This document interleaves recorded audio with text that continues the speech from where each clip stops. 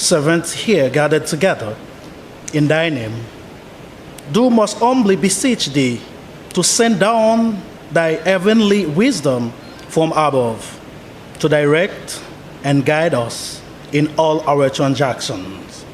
And grant that we, having thy fear always before our eyes, and laying aside all private interests, prejudices, and partial affections, the result of all counsels may be to the glory of thy blessed name, the maintenance of true religion and justice, the safety, honor, and happiness of the King, the public will, peace, and tranquility of St. Lucia, and the uniting and uniting together of the hearts of all persons and states within the same, in the true Christian love and charity one towards another.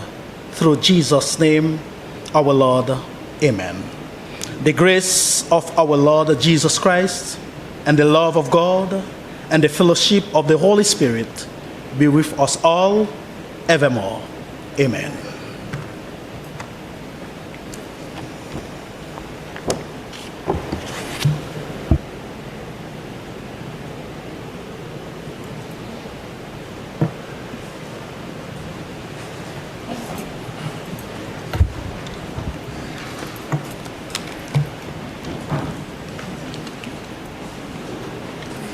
Thank you very much, Chaplain. And this is Captain Wosdol Louis of the Salvation Army Faith, who will be our chaplain for this session. Smith was holding on for Captain Louis during our official opening session. Good morning, Senators. I have received correspondence from the Speaker of the House of Assembly advising that the following bill was passed in the House of Assembly and forwarded to the Senate for its concurrence. Appropriation 2025-2026. I beg to announce that His Excellency the Governor General has been pleased to send the following bills: Virtual Asset Business Amendment, Security Interest in Movable Property Amendment, Child Justice Amendment, Real Estate Brokers and Agents, Sovereign Wealth Fund of St. Lucia, Criminal Code Amendment, Supreme Court Amendment, Land and House Tax Amendment Number 2, Intellectual Property and Unfair Competition, Miscellaneous Amendments, National Insurance Corporation Amendment. Senators, I would like to congratulate St. Lucia's representatives at the Carifta Games for their outstanding performances at the 52nd edition of the Games, which was held in Trinidad and Tobago from April 19th to 21st, 2025.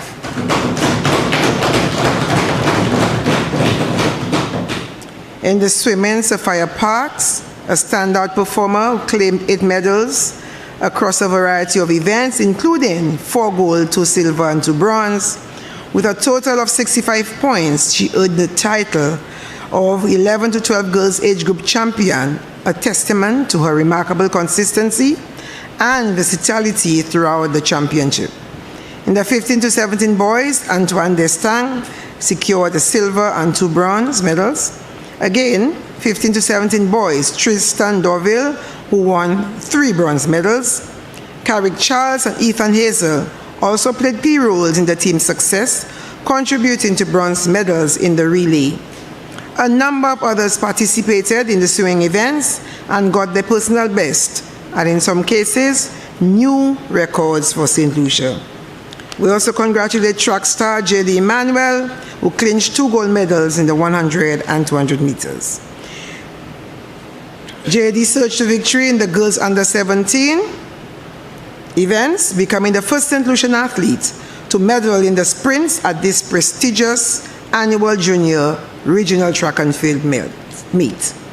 Naya Jules also made history by winning a silver medal in the girls' pole vault, setting a new personal best and a new national record.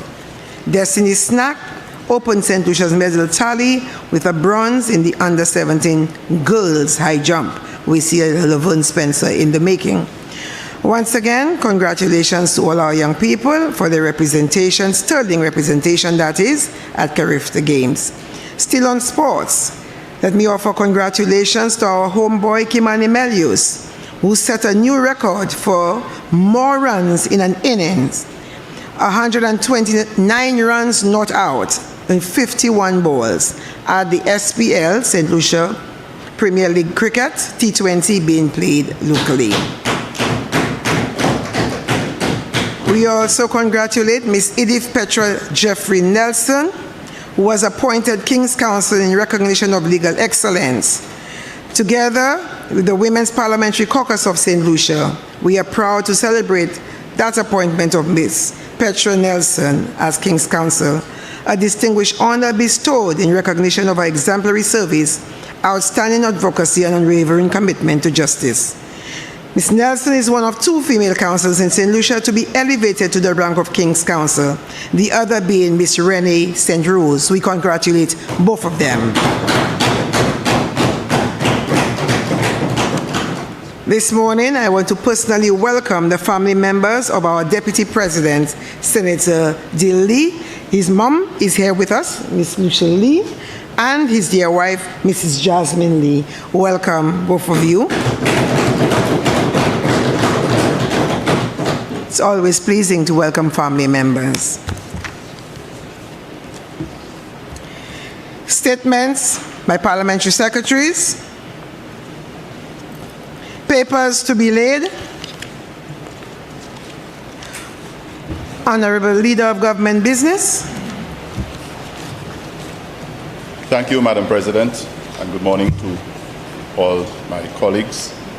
Madam President, before I proceed with the papers to be laid, I beg your leave to join you in congratulating, first of all, J.D. Emmanuel and the Carifta team of St. Lucia for their sterling performances at the 52nd Games hosted in Trinidad earlier this month.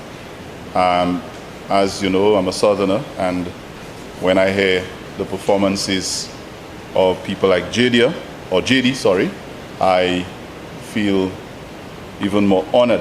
Laborian, and on behalf of the people of the South, especially Labrie, Bance, and the school that she attended, I think was secondary. I wish to congratulate her, her teachers, her coaches, her parents, her family, and everyone else who participated and contributed to her success and the success of the entire team, bringing back four medals to this country. Madam President, I join you also in congratulating Kimani Melius. I know he's from the northeast part of this country, Babono. You can see it. And I have followed his progress, an outstanding young man, and I do wish him well. I think he has been the captain of the under-19s at the West Indies level, youth level. I just wish him well, and I hope that his career takes off. I also join you in congratulating our new King's Counsel, and hope that we have many more women joining that fraternity. And now, Madam President, I wish to lay the following papers standing in my name. Statutory Instrument Number 51 of 2025, Tourism Development, Tarius Taxi Service Order.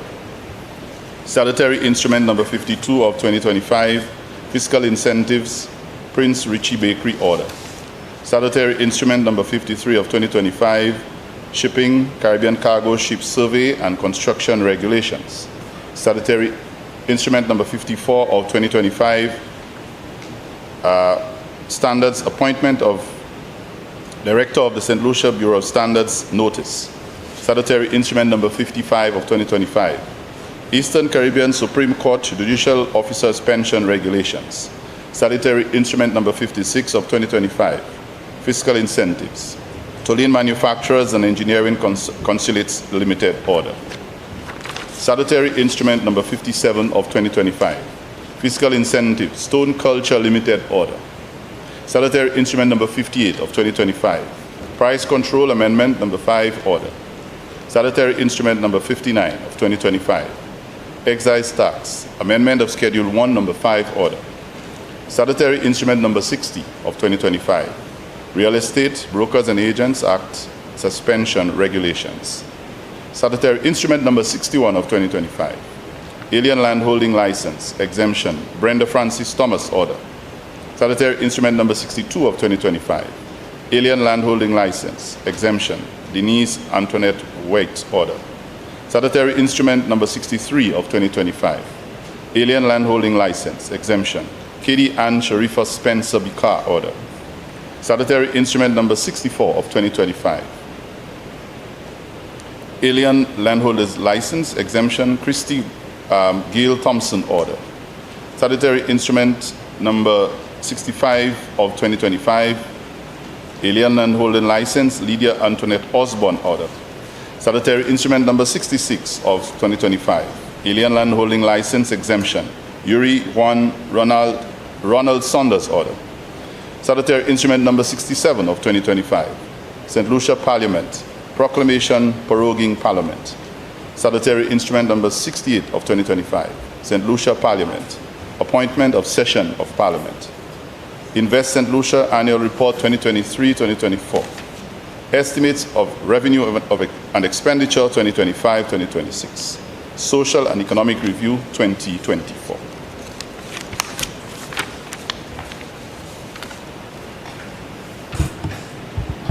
Bills. Honorable Leader of Government Business.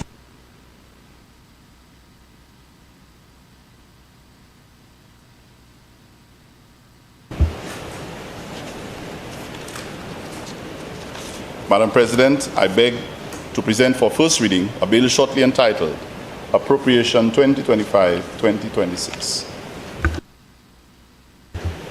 Appropriation 2025-2026. Honorable Leader of Government Business.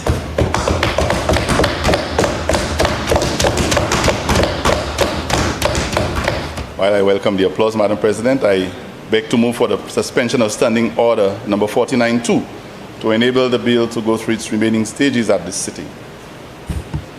Senators, the question is that Standing Order Number 49-2 be suspended in order to allow the Honorable Leader of Government Business to proceed with the remaining stages of the bill at this sitting. I now put the question. As many as of that opinion say aye. Aye. As many as of a contrary opinion say no. I think the ayes have it. The ayes have it. Leave is granted. Please proceed, Honorable Leader of Government Business.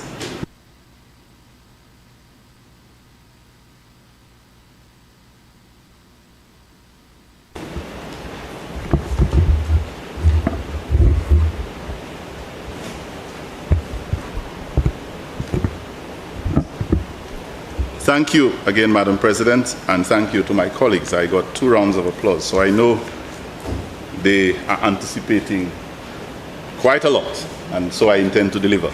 Madam President, I beg to present for second reading a bill shortly entitled Appropriation 2025-2026. Madam President, I do not recall any other time in my almost 9 years in this chamber when I stood to present, whether it was to critique a bill or a motion, whether it was to support a bill or motion, or whether, as I am doing today, it is to present a bill, that I have felt that amount or that level of pride, that level of confidence, and that level of comfort that I am feeling today as I stand to present the Appropriations Bill 2025-2026 as Leader of Government Business on behalf of the government of the St. Lucia Labour Party and on behalf of the government and people of this country. Madam President, we have witnessed and listened to the budget speech by the Prime Minister. The estimates were presented, and then we had the policy debate. And Madam President, this budget has to be characterized as one with character, one of courage, one of inspiration, and represents the competence, the prudence, and the compassion of a leader who cares and a leader you can trust. This budget also represents what this government believes, its philosophy, and how it intends to deal with the challenges ahead of us and what it intends to do for the people of St. Lucia in this fiscal year. This is the largest budget in the history of this country, Madam President. Over 2 billion Eastern Caribbean dollars.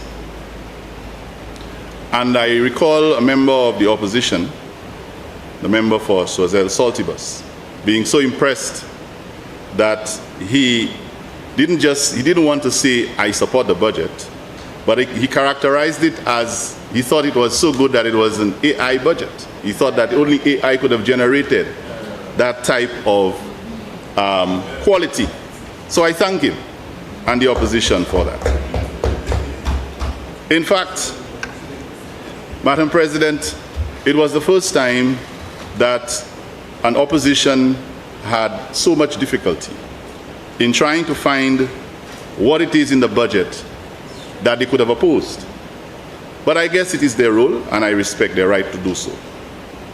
Madam President, in the face of uncertainty in the geopolitical environment in which we live, this St. Lucia Labour Party government, under the leadership of Prime Minister Philip Joseph Pierre, has been able to manage this country, bring it back to a level of economic stability, has been able to service its debt, while at the same time increase public servant salaries, increase pensions, and register 3 consecutive years of economic growth, while at the same time reducing unemployment to the first in many, many years to single figures, and being able to set this country on a path for economic prosperity. Madam President, I am pleased to inform you that in this budget there are no new taxes.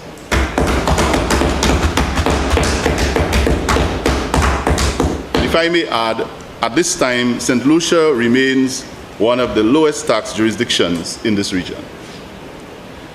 Madam President, our projected growth is above the regional average, and if I may tell you, the regional average is at 2.2%. And St. Lucia, having grown its economy for 3 consecutive years, in the 4th year, our projected growth is looking at a 4% growth rate. That represents 1.8% above the regional average. Madam President, we have also experienced 3 consecutive years of a primary surplus in the face of inflation. And, Madam President, we understand the importance of balancing that. And so we have also put in place important measures that I will speak to later in dealing with and responding to inflation. Madam President, our banking sector remains robust, and there is confidence in the sector in this country. A local bank, the Bank of St. Lucia, Madam President, remains the largest, or has become the largest in the OCCU. Madam President, we have seen an increase in deposits, an increase in credit. That means people are taking more loans. And while all of this is happening, we have brought our debt to GDP ratio down from what we inherited at 95% in 2021 to 73% currently. Madam President, this short introduction was to establish the context within which this budget is being presented. And so I endeavor to touch on the various government departments, the key policy pronouncements, and initiatives that have been outlined by the Prime Minister and the government of this country. I begin, Madam President, with the ministry within which the Prime Minister has placed me to serve, and that is the Ministry of Tourism, Investment, Creative Industries, Culture and Information. Madam President, I am pleased to report that 2024, the last fiscal period, has been the best ever year for stay-over arrivals in the history of this country. And Madam President, that does not happen by accident. Why is this so? Because, Madam President, the capable leadership of our Prime Minister, our Deputy Prime Minister, Dr. Ernest Hilaire, and I may want to take a bit of, the credit as well, because that is where I work, has been diligent in ensuring that we have increased airlift and increased the spending, found ways to cause our visitors to increase spending. And therefore, the stay-over arrivals, Madam President, have increased by over 14% last year. And that is in spite of us not having the luxury of about 500 rooms, hotel rooms that is, that were unavailable due to closure, renovation, in hotels such as Starfish, Mystic, and the St. James Club. You could well imagine what the figures would have been if we had the full capacity of the rooms that were available. Madam President, online visitor expenditure has also increased by 19%.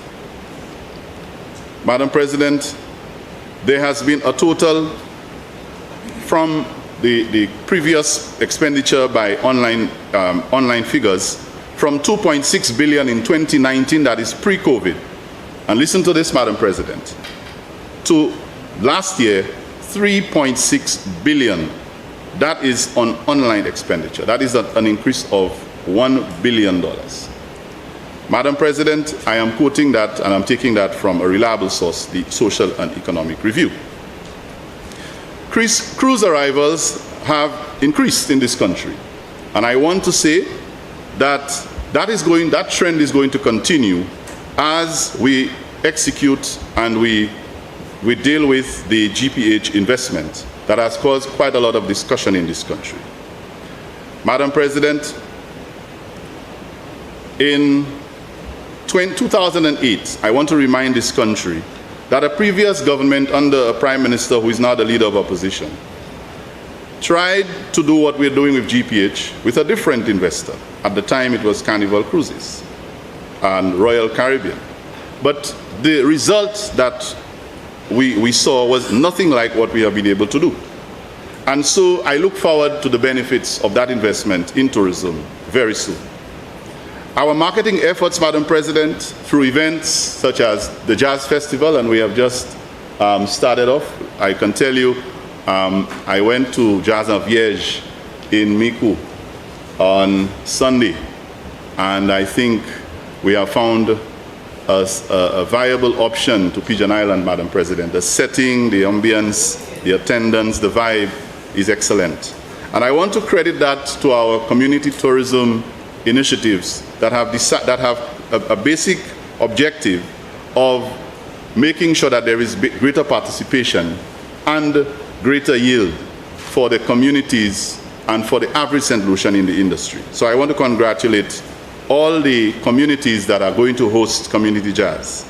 By the way, Madam President, tomorrow we have the opening in Marshall, and I look forward to that as well. Madam President, as I was saying, we have enhanced community jazz. We now have jazz in the following communities: Babono, Moshi, Bexon, Micoud, like I mentioned, Deriso, and it would not be proper if they didn't have it where I'm from. Vieux-Fort of Vieux-Fort, Choiseul, of course, Soufrière has become a staple. And I know that this is going to continue as the various communities will be participating and will be submitting proposals to benefit from this festival, which is not being held in hotels, and for a few. It is Jazz on the Square is back, and the product is growing and expanding. We can just imagine the economic impact, the visible benefits of jazz to this country, when we decentralize and we cause it to happen in every corner of this country. Madam President, I want to at this time mention the benefits that we have achieved from making our Olympic star and gold medalist Julian Alfred the tourism ambassador for this country. Madam President, we have a number of other projects that I will mention briefly. Under the underwater parks that have been developed in Ancillary and South Castries, there is expansion going on several hotel properties, and we have put a strong focus on sustainable tourism and various initiatives that will push that agenda, because green tourism is where the world is going. Madam President, our community tourism product is not modeled on the franchise model that the previous government was thinking, but an authentic St. Lucian model that encourages and incentivizes ownership of the industry and entrepreneurship by our young people, especially, not young only, but our people, especially in the areas that were non-traditional locations. Madam President, we have supported that with the enactment of the Community Tourism Act, which has provided a legislative framework for the tourism industry to flourish, as well as providing some regulatory framework for the incentivizing and financing and marketing of the industry. Madam President, we have found at least 10 projects that have been identified to be financed by the CDB and the CIP. So in that, there are 17 loans that have been granted and 40 partner projects are being worked on. And I just want to name a few: the Dennery Fish Fiesta, the Earth Tour in Choiseul, the CMOS Experience in Poile, the Monley Bay, which we will be opening later today, and the First Martyrs Shrine right outside at the cathedral, and the Underwater Sculpture Park, the Burkai Beach Park, the Marsha Artisan Village. And so, Madam President, this tells you that the investments in tourism are going around the island in both government represented and opposition represented constituencies. Madam President, approximately 2,000 establishments have been initiated under that program, and that program encourages home accommodation. So what we've done, we have incentivized it, and we have seen so far that it has been able to bring in a total of $78 million into our economy. Madam President, there is work going on the recreational parks at Mont Pima, and again Ancillary. Now we have introduced what we have had, the third edition of the Jimmy's, which is an initiative to acknowledge and recognize the brilliant work of our stakeholders in the industry. And I want to congratulate all the recipients of the Jimmy's Awards in this year's edition. Madam President, allow me to move quickly to investment. That portfolio was coupled with tourism in the wisdom of the Prime Minister to ensure that there is a balance and there is a very good level of synchronizing in the investments that we make in this country. Madam President, there has been an unprecedented level of investor confidence in this country. We have real investors, Madam President, real investors coming in with real money, their money, to be able to put into the investments in our country. We are not taking the NIC monies, we are not taking the people's money to give investors to do investments. They are bringing in their own money. Madam President, like I mentioned earlier, under the TDA, the Tourism Development Act, that legislative framework has been able to help us regularize transportation, tourism transportation, and many others that I have mentioned before. Madam President, the GPH project has started in Port Castries and in Soufrière. We have now seen cruise ships come into the Soufrière port for the first time ever.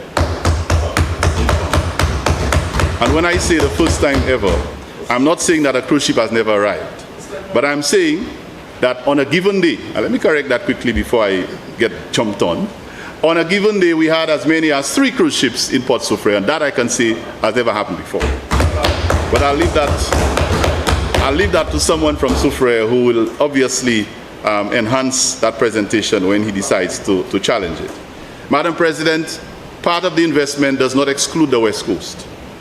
And so, I want to also mention that underinvestment, contrary to what the government, the now opposition, said to people ahead of the elections, that we would have closed or attacked call centers. We have expanded call centers and options. So we have KM2 Solutions, BPO, expanding under the government of the St. Lucia Labour Party. Madam President, investments continue in the youth economy. The Innovation Hub has been set up. The MSME under the Ministry of Commerce, Madam President, has seen 450 applications being approved, and these are people who have benefited from the $10 million allocation that the government made in this industry. Madam President, the Southern Office of the MSME is now open. And we have decided now that we have a brand building, a brand St. Lucia building that is set up to bring in excess of 1,000 jobs into this country. And so we are looking forward now to establish additional call centers, again in Ansari, Otabor. I think the leader of opposition business would know where that is, to create even more jobs. And Madam President, underinvestment, the CIP. Under this government, the CIP is continuing to grow and expand. We have, as I mentioned earlier, we can now speak of projects that we have put the CIP money into. Our due diligence processes are being strengthened. And Madam President, unlike what is being said, I just want to remind the Senate of the numbers for the last 2 fiscal periods. We have seen in 2023 a total of 1,171 applications that have been approved. And in the last fiscal year, 2024, 433 applications approved. Madam President, under the area of culture, we have seen the growth and the incentivizing of the flower festivals, particularly the Marguerite Festival in schools that seem to have been, and I'm a Marguerite, so I always speak for them, they seem to have been the less of the 2 popular flowers. La Rose tends to be a lot louder and more celebrated. But we have seen the growth of that La Marguerite Festival, particularly in the schools, and of course La Rose continues to blossom. And the festivals are getting quite a lot of support from the Ministry of Tourism. Madam President, emancipation is now being celebrated in a big way in this country. And so we intend to continue working with the various stakeholders to increase and improve the level of consciousness of our people and appreciating their history and their heritage. Information, Madam President, there have been improvements in the operations and programming at GIS. And we have every intention to return Radio St. Lucia under the name St. Lucia FM back to the airwaves, as we know what happened to it in another life. Madam President, allow me now to move to agriculture. The sector that deals with food security in this country. Madam President, this sector has experienced growth in almost every single area. There is substantive growth in livestock production, chicken, pork, eggs, and value added increasing by 10.3%. Banana production grew by 11%, 2,528 tons, Madam President, in the last fiscal year. There is a 10.1% increase in banana exports, and there is an increase in the regional market, regional exports of banana export, as well as an increase in domestic consumption of bananas. Do you remember, Madam President, when the Prime Minister said that we should eat more of what we grow and grow more of what we eat, and that a banana a day was recommended? Madam President, I think St. Lucians got the message, because now St. Lucians are consuming more of our local bananas. Madam President, that was aided by assistance to farmers through the UBEC program, provision of water tanks, fertilizers, oil, lime, herbicides, and other inputs. Madam President, we are committed to reducing our food import bill by 25% within the next fiscal period. Madam President, there have been increases in local consumption, like I said, and the only reason it did not get better was because the consumption among our hotels dropped, because for the same reason I indicated earlier, a few of them were closed. Other crops, Madam President, there has been growth by 5.5%, and this includes crops like dasheen and other ground provisions. In the area of fisheries, that I think one of my colleague senators will be a lot more clinical and detailed on, we have seen quite a lot of challenges with regard to the sargassum situation that has contributed to a decline in certain areas. However, we have seen great yield in particular ports like Grosile and Vieux-Fort, with a significant increase in in fish landing. We are collaborating with the Guyanese government, Madam President, to implement programs in technology and youth in agriculture, including sustainable agriculture, sea moss cultivation, and finding new markets for our export, including in areas such as Australia, the US and the UK to satisfy the demand. And I'm speaking particularly in sea moss. Madam President, there are ice machines being provided around the island for our fishers. And in collaboration with the Marine Police, we have trained over 100 fishers as boat masters. Allow me, Madam President, to quickly move to the area of infrastructure. And again, my colleagues in this chamber, some of them are even more capable and more experienced, and will give you a lot more information in that area. But let me just mention, under infrastructure, there have been a number of community initiatives in terms of various projects in areas such as Basse-Joseph, Castries North, Castries East, in Majomel, in Font Saint-Jacques. We also have infrastructural projects going on in Beauséjour, in Belleville, and I know somebody here who would probably know a lot more about that. And a number of programs or projects under the CDP program that St. Lucians are benefiting from right now. We have the Soufre Administrative Building that will be commencing this year, and a total of 25.8 million would be the estimated cost of that project. The Vieux-Fort Administrative Complex, Madam President, you know what happened to that in a previous life. That is back on track. We have a rehabilitation to main roads and feeder roads.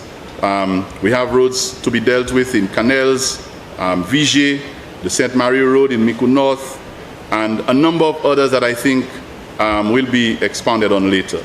We are exploring geothermal energy, and these projects are in an advanced stage. Road safety enhancement systems are being put in, and Madam President, you will agree that of late, I think we'll all say in this chamber that there's been an unacceptable increase in the number of road accidents, road fatalities, and incidents. And I think road safety has to be an area of great focus. The Julian R. Hunt Highway, Madam President, and again there's a story behind this one, will continue, and we have secured $13 million from the Kuwaiti Fund to begin another section of that road. Port Holding, that is an area that does basic management of roads. And we have secured a potholing truck that will help us in being able to deal with that. And as of June this year, it should be in full operation. The Huron International Airport, Madam President, that's another big talking point. This government has now gone back to revisit what was abandoned, the PPP, by the previous government. And that is another story in itself that I really don't wish to go to at this point. But anyhow, after commissioning a team to review the project, there are three options that were recommended, and based on the consultants from SLASPER, these are being considered going forward. WASCO, Madam President, has been another very interesting talking point. We have to really look at the serious implications of water supply and water management in this country. And so we are exploring the treatment, the wastewater treatment, as is required under some of the agreements we've signed abroad. Water security, Madam President, was not achieved despite all the big monies that we know that was spent in the silting. I think it was, what, 59 million that was spent on the John Compton Dam, according to the World Bank. That didn't seem to have met its desired objective. And we need to do some serious work to stabilize our water supply and our water services. We have secured some funding, Madam President, to replace the water lines in the north that remain a serious concern and have not been addressed for many years. The government has also come in to assist WASCO by providing them some assistance with, to deal with some of the debt that was accumulated, and you know when they were. Madam President, if I may now move quickly to youth and sports development. Earlier on, I commended, along with yourself, our new star, J.D. Emmanuel, but I want to go back to the inspiration of Julian Alfred and Johnson Charles, Darren Sammy, who is now the head coach of the white ball team. These athletes did not come out of the sky. There were investments made in their development in this country, and I want to say to St. Lucians that we will continue to invest in the sports infrastructure, the sports organizations, and the people, the young people of this country, to continue to be making our mark on the world stage. Madam President, as you have said, our performances in the Carifta Games this year needs not be mentioned anymore, because we know how well we did with the 22 athletes that were able to qualify. And that was the most that we have ever been able to send to our Carifta Games. Naomi London, we have to continue to remember her because she has nursing injury, but I am telling you, by the next Olympics, Madam President, I can see us having a formidable 4x100 meter female team with people like Julian, Naomi, and JD. And I understand there is another JD, not by name, but another similar quality athlete somewhere in the south who is coming through. Just wait, next year you'll hear about her. And so, Madam President, I'm very optimistic about the next Olympic Games. That is due to investments that we have made in our sporting infrastructure. I remember the $80 million loan discussion that we had here when we decided to do that. But we'll get back to that at another time. Madam President, we successfully hosted part of the hosting of the ICC World Cup this year, and we have placed a $250,000 in the budget for athlete transition from collegiate level preparation into professional status. That is a key indicator, Madam President.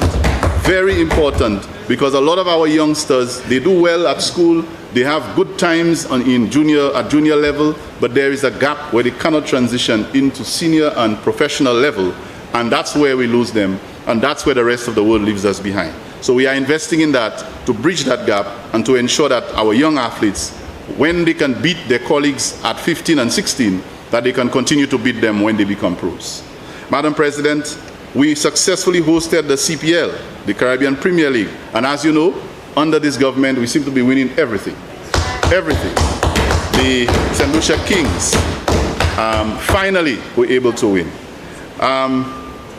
Madam President, renovations continue at the Darren Sammy Cricket Ground, as well as the Mindo Philip Park, the Wen playing field in Miku, the Cicero playing field in Castries South, the Bellevue playing field in Vieux-Fort North, the Philip Masnet grounds in Vieux-Fort South, and Madam President, we continue to improve our sporting infrastructure around the island.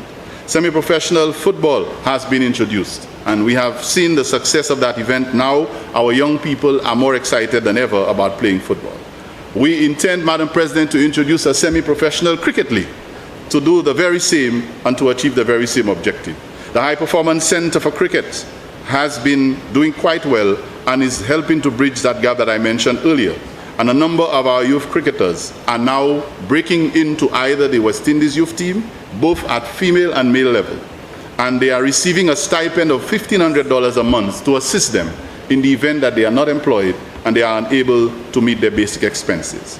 In the area of boxing, Madam President, we continue to grow as we have invested in coaching and infrastructure.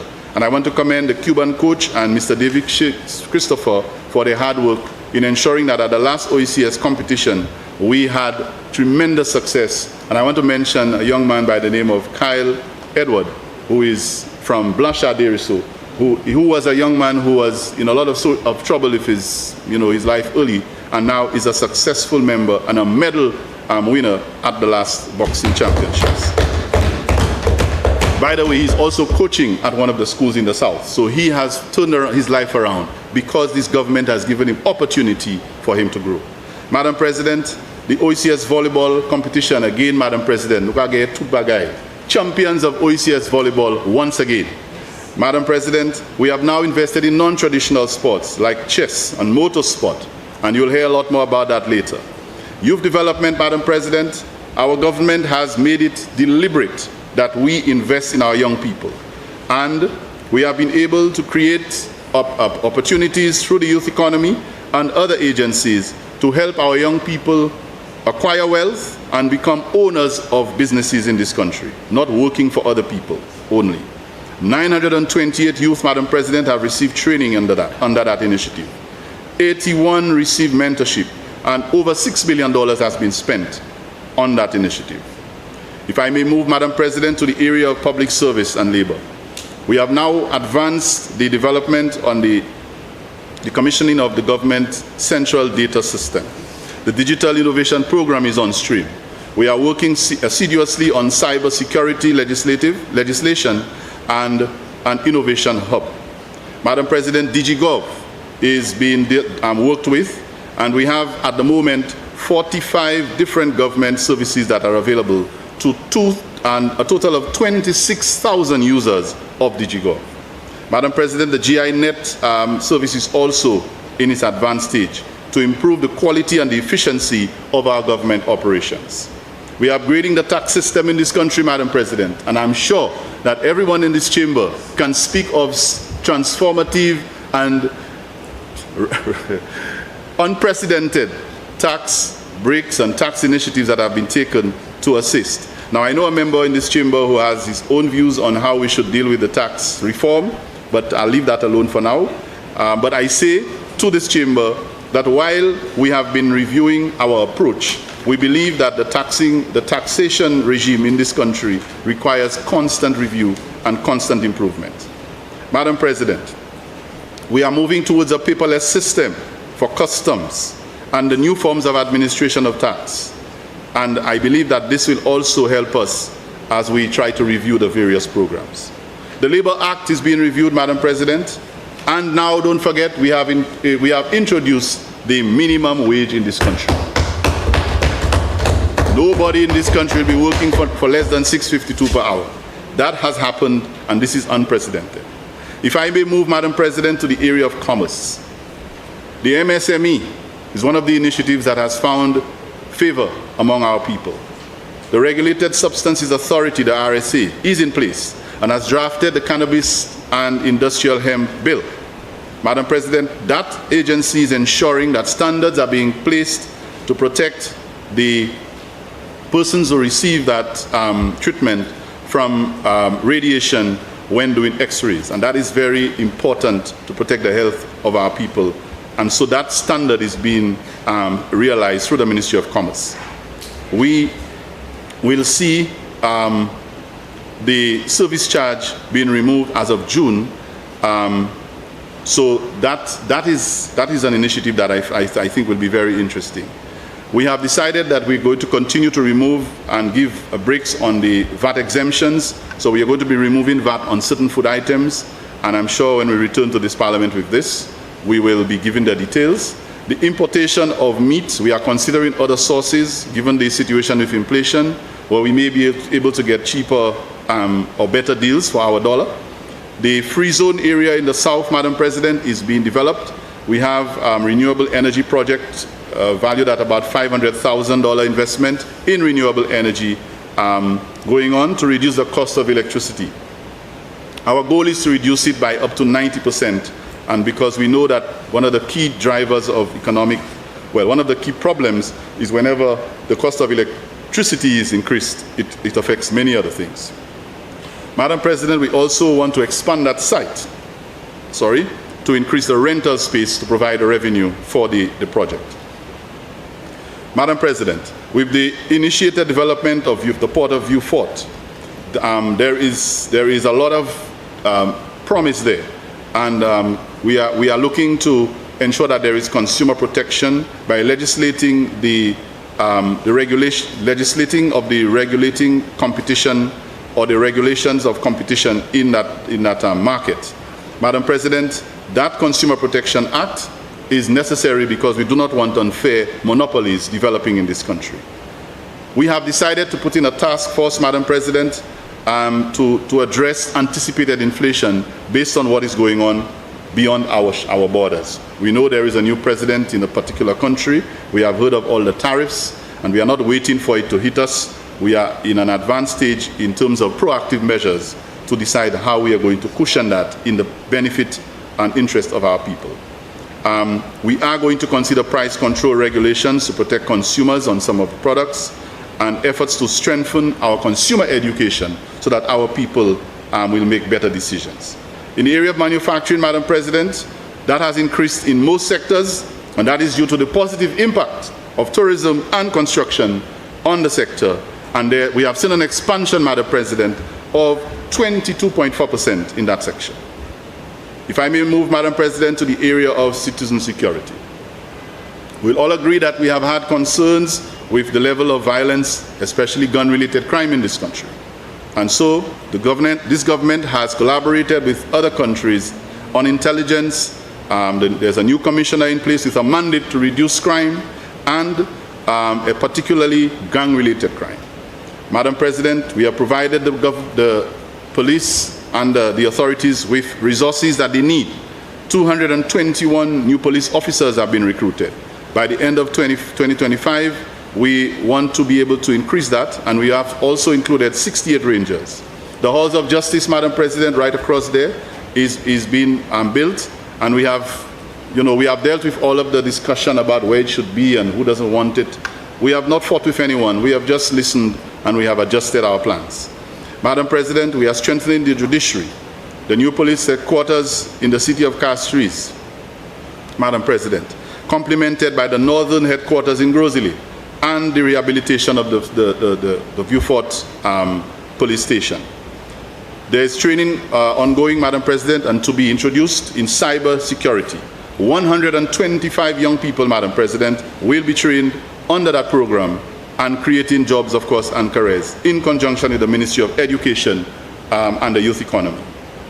On to Home Affairs, Madam President, we have put in the most resources that has ever been put into the fire service in the last fiscal period. Most people don't remember when last the fire service got new recruits, but this government has decided to strengthen support for the fire service and emergency services. We have constructed a new fire service. We are constructing a new fire service headquarters and a fire station on the West Coast. On the West Coast, Madam President. And that should please a few people. And that substation is supposed to help reduce the response time, emergency response time, to areas from Marigot all the way down to Soufrière. And so, Madam President, the new crop of fire graduates hopefully will help to augment a lot of the challenges that we have. The Bodily Correctional Facility as well, we are doing some augmenting of rehabilitation there. We are also facilitating the reintegration of inmates into the society. The Swift Justice Program is on. The second generation citizenship benefits, Madam President, is a big addition to our policies. Now you have athletes, perhaps, and others whose grandparents are St. Lucians and are abroad, who can become St. Lucian citizens and can contribute to our country's development. Madam President, health. Health has been one of the most challenging areas for us. Coming into government in the middle of a COVID crisis, where the most dangerous variant, the Delta variant, was still prevalent. We have gone through that time, Madam President. We have survived it, and now we are continuing to expand the health sector. The Grosile Polyclinic is getting its fair share. There we have introduced the new Cuban eye care clinic. We have an issue now with the UHC, and we are expanding that. Madam President, you heard the Prime Minister's announcement with regard to nurses getting tuition support, and I'm sure when we deal with education, we look at that. Increased tuition support for nurses, and that is to address anticipated problems that we may have, because you heard what the US is saying about Cuba. We know that there are nurses leaving the country because they're seeking other opportunities, and we have to find ways to keep them and to incentivize them to stay at home. Student nurses, sorry, madam, correct, student nurses. So, Madam President, we have increased by 46% the number of women accessing health services in wellness centers. That should please you as a woman, Madam President. And 250 men, you're not forgetting the men, have also received benefits by getting free prostate cancer screening. Mental health, which is a critical issue here, and child health services are being expanded. We have also included snake bite management. Now, one might say snake bites. We have noticed that there's an increased number of incidents of snake bites in this country, and we'll have to analyze why. But knowing, Madam President, that a snake bite can result in the death of someone, we have to not underestimate the value of being able to have treatment more accessible and in quicker time to save lives. Madam President, we are converting polyclinics into 24-hour services, and we are renovating our health facilities around the island. And if I can mention, we have done so in areas like Deriso with the Lilia Haraxon Center and many others. Work on the fifth finger of the OKEU is going to continue. The elderly affairs policy is being developed, and the Pensioners Association, Madam President, to please some people here as well, will be receiving a subvention for the first time ever. So we are not only worried and concerned about our young people, we're concerned about everybody. There are 2 mammogram machines, one at St. Jude Hospital and one at OKEU, that have been procured and made available to help in early cancer detection. There is work in progress, and as far as St. Jude Hospital, all I'm going to say, Madam President, is that it's an advanced stage, and by God's grace will be completed this year. Education. My colleague to my right, Madam President, will definitely give you a lot of detail. But if I may just quickly mention, early childhood education, I'll begin with that, is, all of us can agree, the foundation of our learning.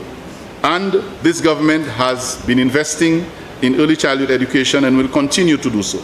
We have increased the assistance that we're going to be giving to our preschools to 3,000 this year, and 105 private preschools will be benefiting. We have also doubled the contribution that we're making towards our preschoolers' fees from $50 to $100. And each school child will benefit from that, making access to preschool education, early childhood education, more readily available to our children. We are expanding the school feeding program. We are increasing the capacity of the SENT program, S-E-N-T, which is a special needs program.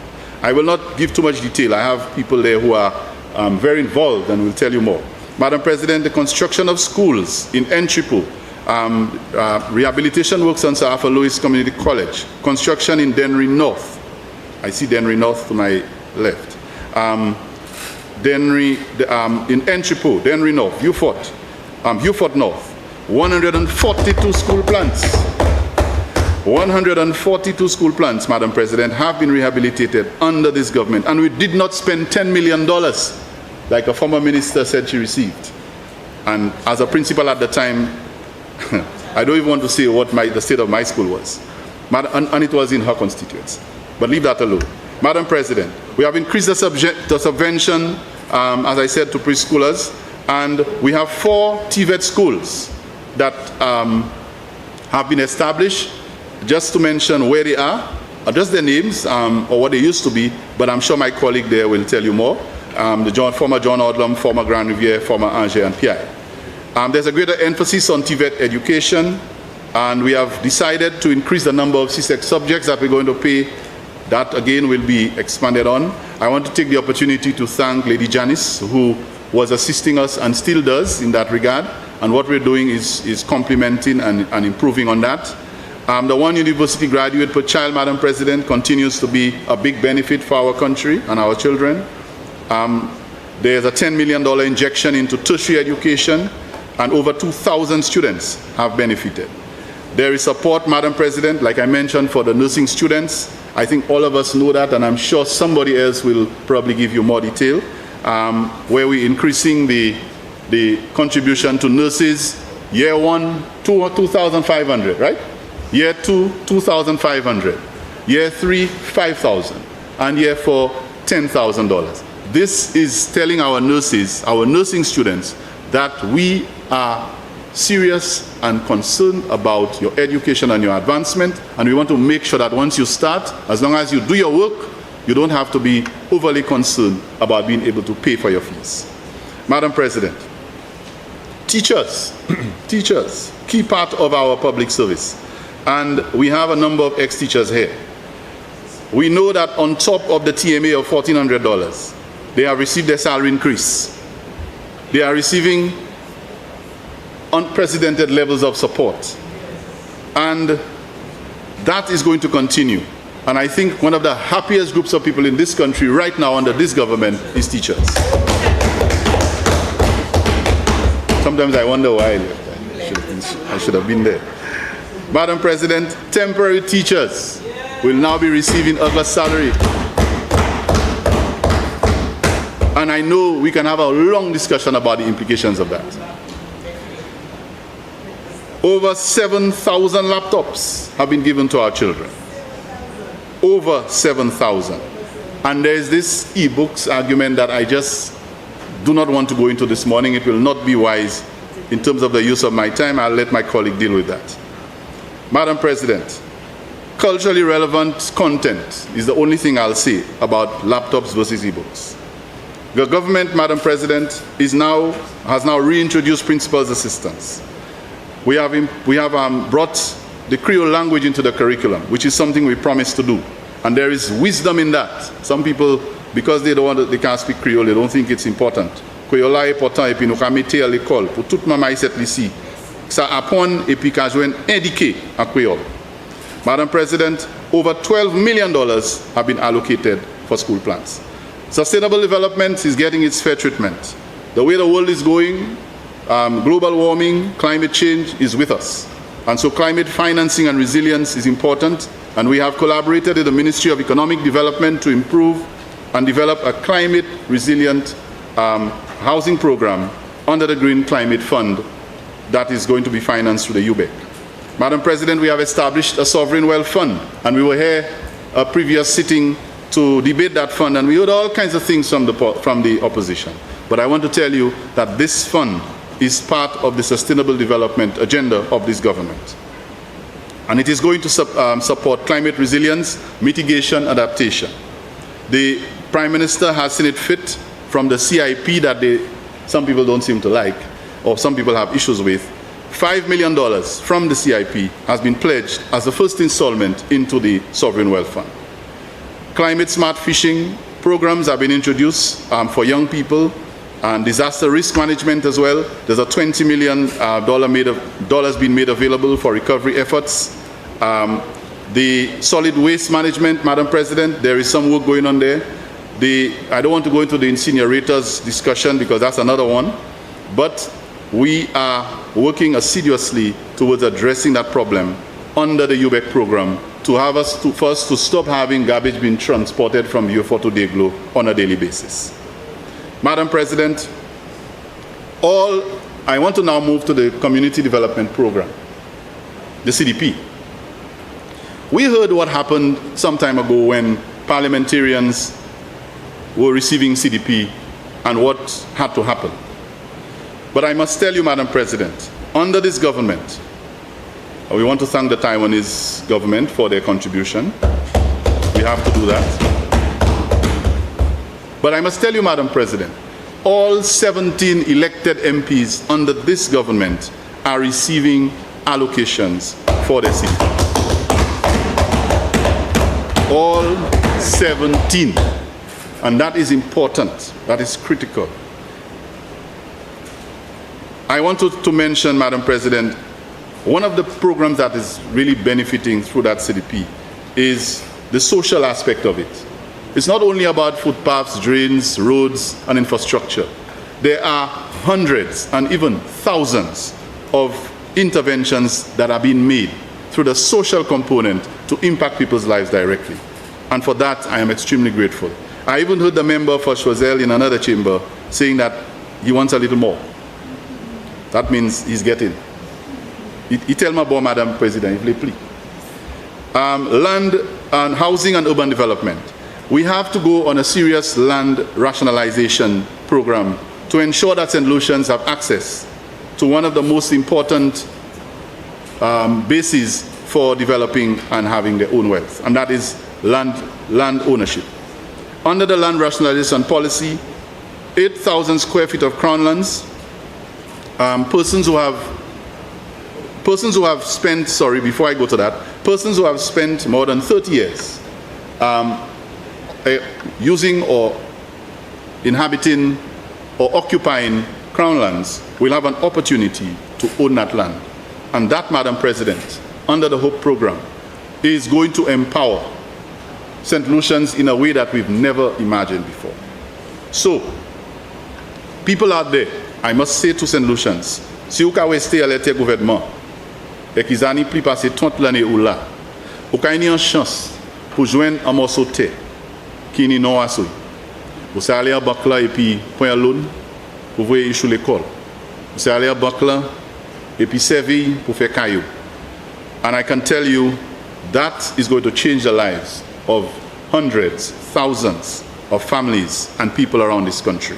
We are beginning this program in Pomme Auger and in Opikov Ufort, and there are many other communities where we have serious issues with land occupation and regularization.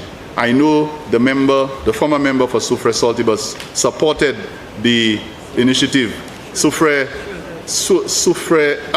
Fonsejac supported the initiative when we did that initiative in Mocha.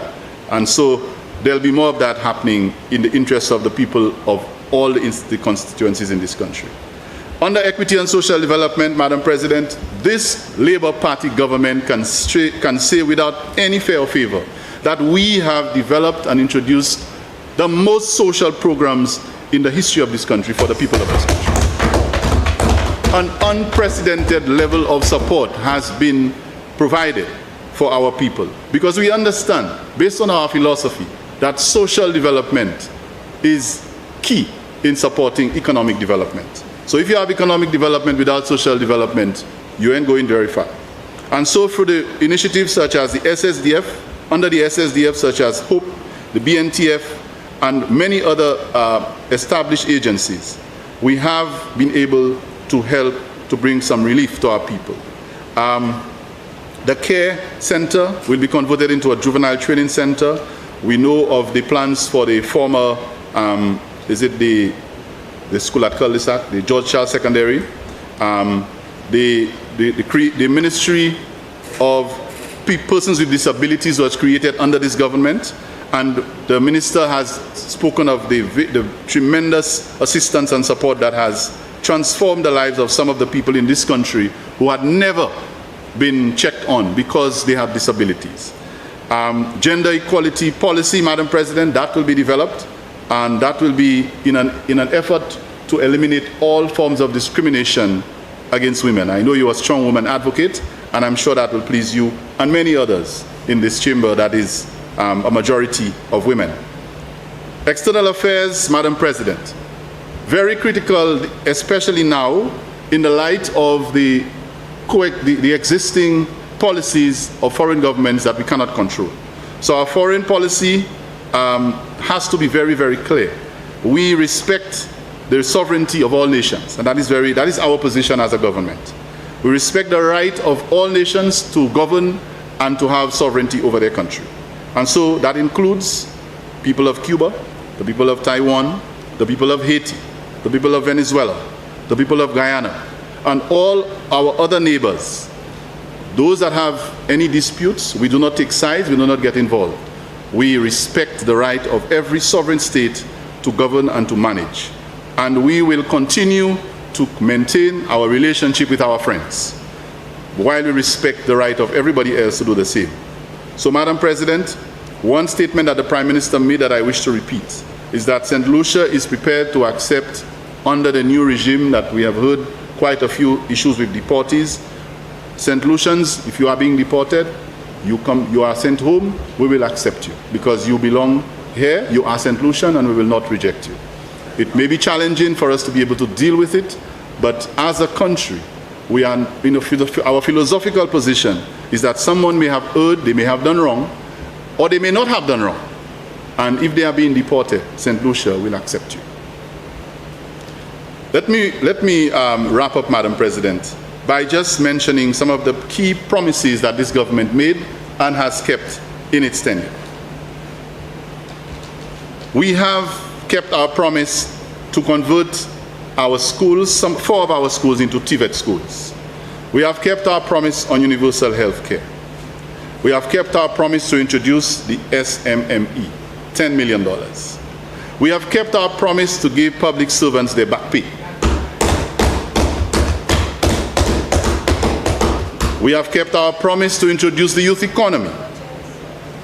We have kept our promise, Madam President, to increase the minimum pension in this country.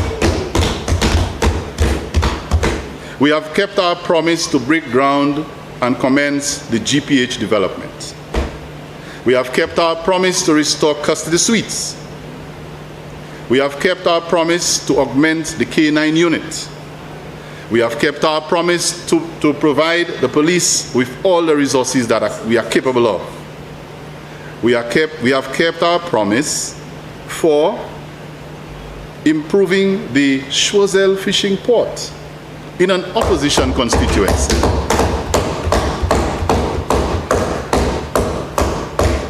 And Madam President, we have kept our promise overall to improve the quality of the lives of the people of this country. Just to mention a few policy initiatives. In Vieux-Fort North, Madam President, not very far from where I live, the Rameau-Polear Theatre will be constructed. Madam President, in Soufrière, a home for the elderly will be constructed next year. And I'm sure Senator Stanislas, I see he has some grace, Madam President. You know, you never know. You never know. All of us are aging, and some of us have parents and relatives and friends who are aging. I apologize if I was in breach of any study in order to describe. Well, from where I stand, I'm long-sighted. I think I can see some. But Madam President, the point is, we are young now and strong, and we stand and we say whatever we want. But we never know in our twilight years where we will end up. And I'm sure the member will appreciate that initiative for the people of Soufrière. Madam President, we have now brought in and introduced or re-established the 10-year passport service. And in effective September, we will be issuing 10-year passports at no extra cost to St. Lucians. Madam President, we are providing tremendous assistance, particularly for females and feminine products. Now, there is an ongoing conversation about that I think others here may be better placed to deal with. But all I'm going to say is that as a man, as a father, I have a daughter. I understand certain things, and I think I will never say some of the things I've heard uttered about a policy like that. I just really hope that the beneficiaries of that will one day be able to rebut that despicable statement that I heard, that I will not repeat in this chamber. Madam President, the government has added 2 additional subjects to the quota that we are paying for, one being science and language, a foreign language, and there is wisdom in why we want to make sure that there are sciences and foreign languages among the subjects. And the tuition fees, all of those that I have mentioned, I don't wish to go back there. We have extended the tax amnesty. We have also are going to provide a rebate on bulk gas purchase, particularly for bakers. Madam President, workers, listen to this, workers who have served for 2 years, especially those from what we call the lower end, those who get the smaller salaries, people tend to forget about, they will have an opportunity to become permanent. Permanent. They can go to the bank and take a little loan too. They can they can make commitments against their salaries to take care of themselves. Madam President, I'm sure you recall the $600 for the pensioners, and I know that we'll continue to augment and improve that. Madam President, the income tax, the non-deductibles is now being increased from $30,000 to $40,000. We have put a cap on fuel, Madam President. We are going to continue to improve the business investment environment, particularly in cybersecurity and ICT. Madam President, I think I've had a mouthful this morning, and I must tell you that there are several others, but I think we have very competent and capable people in this chamber who will give proper treatment to them. I just want to end by saying this. My colleagues in this chamber, Madam President, this budget, I see it as one that is thorough, comprehensive, and it has a conscience. This budget represents the competence, the commitment of a leader who really cares. It is inspired by a caring and compassionate government that is committed to advancing this country and its people. And I want to make it very clear, Madam President, before I take my seat, that I give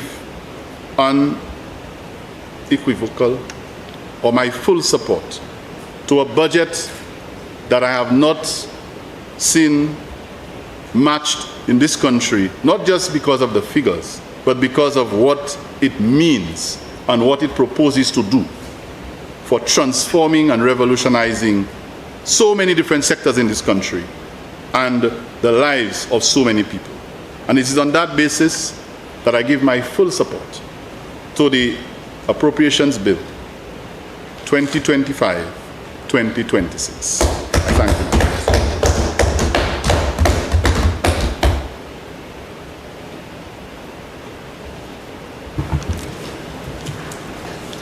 Senators, the question is that the Appropriation 2025-2026 bill be read a second time.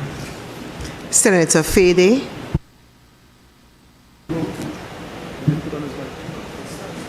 I saw you leading towards your, my apologies. Senator Folius.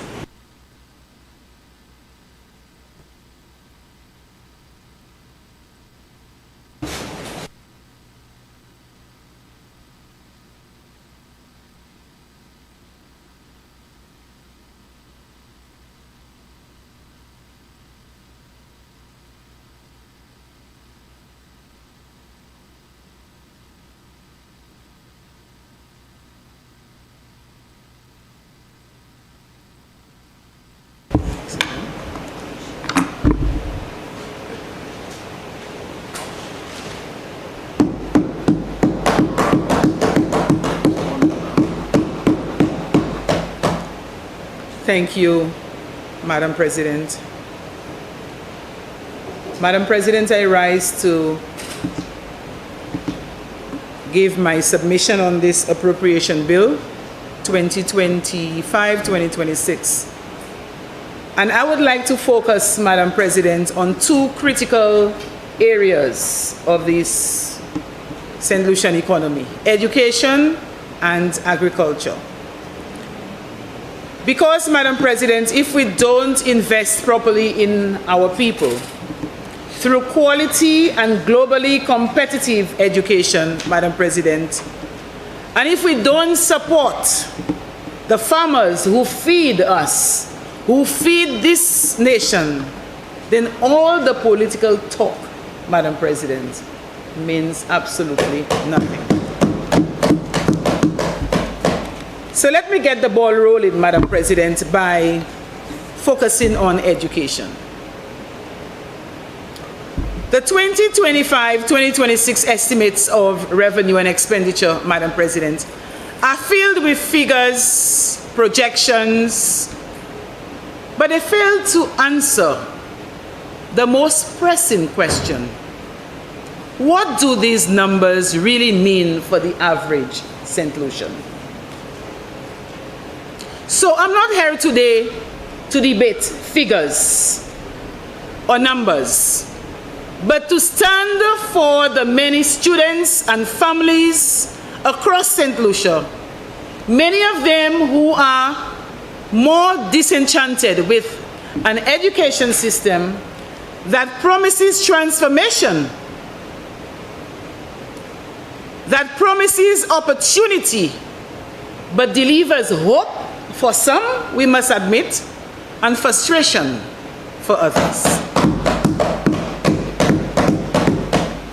Madam President, it is incumbent upon me to candidly state that in every administration, there are both commendable achievements and areas that fall short of national expectations. We need to be truthful about that. And it is in light of this, Madam President, I want to recognize a few policies, programs, and projects that the Ministry of Education has embarked upon, and I think that are worthy of commendation. Madam President, we recognize the efforts to upgrade school infrastructure across the island. A critical investment to create safer, more conducive learning environments. We support, on this side of the House, Madam President, we support every genuine effort to uplift our education system in order to accelerate the performance of our students and to prepare them for more effective functioning in an increasingly digital landscape. We applaud that. We support it. We recognize, Madam President, the steps taken, towards integrating technology in classrooms, including the goal of establishing smart classrooms and the initiative to provide devices to students, although with some flaws, which I will address subsequently. We also acknowledge the support given to families towards covering CXC examination fees. I will address that as well, Madam President. Madam President, the recently launched World Bank-funded OECS Skills Innovation Project, which seeks to equip post-secondary school students and young people with advanced technical and transferable skills required for higher education, the workplace, and real-life settings, we know, Madam President, will augur well for our young people and the youth of this country. So these are all steps, Madam President, in the right direction. However, Madam President, while we recognize these efforts, we must be honest. Sound initiatives alone are not enough. They're not enough. There is need for calculated reform, Madam President. For without deep structural reform, particularly in curriculum modernization, teacher training, and student support services, even the best programs will fall short of delivering the transformation the children and young people of this country deserve. So while I support the policy direction of the Ministry of Education to translate or to transform traditional classrooms into smart classrooms, let us not confuse technology with transformation. Smart classrooms require smart teaching, not just smart devices or smart boards. And what this administration fails to understand, Madam President, is that technology without meaningful reform is not progress, but rather it is distraction dressed as innovation. Madam President, what is truly needed, and honestly, what I expected to hear from the minister and even from the leader of government business, is a serious strategic realignment of our national curriculum, starting at the primary school level. If we are talking about preparing our young people for a digital economy, we need to be able to equip them with those skills that they would need to function in such technology-driven society. But instead, we are attempting to plug 21st century tools into a 20th century system. How can we build such a 21st century economy with a 20th century curriculum, Madam President? And where is the support structure for this digital transformation? No mention of how this policy will be integrated into initial teacher training at the South Louis Community College. No commitment to systematic and continuous professional development that is methodical, measurable, and followed through to ensure effectiveness. It's not just about the number of laptops, the 7,000 plus laptops that the member opposite mentioned, and that we often boast about. Quantity is not tantamount to quality. Quantity is not tantamount to quality. What is needed, Madam President, is a clear framework that links the technology, the new technologies, to learning outcomes. We want to see that clear nexus between the two. Where is the monitoring and evaluation to ensure that these devices are being used effectively in the classrooms? Where is the technical support for teachers and students in the schools that lack basic resources? And I want to give credit to the members opposite. Yes, this administration has been giving out the devices, but that alone is inadequate. Madam President, we cannot just drop off devices at schools, take a photo and walk away and say we are giving access. Digital education is not about handouts, just giving out devices. It is about hands-on reform. The reform that is needed to translate these classrooms into what we would like it to be. So we need a national strategy for digital pedagogy, and one that provides ongoing teacher training and mentorship.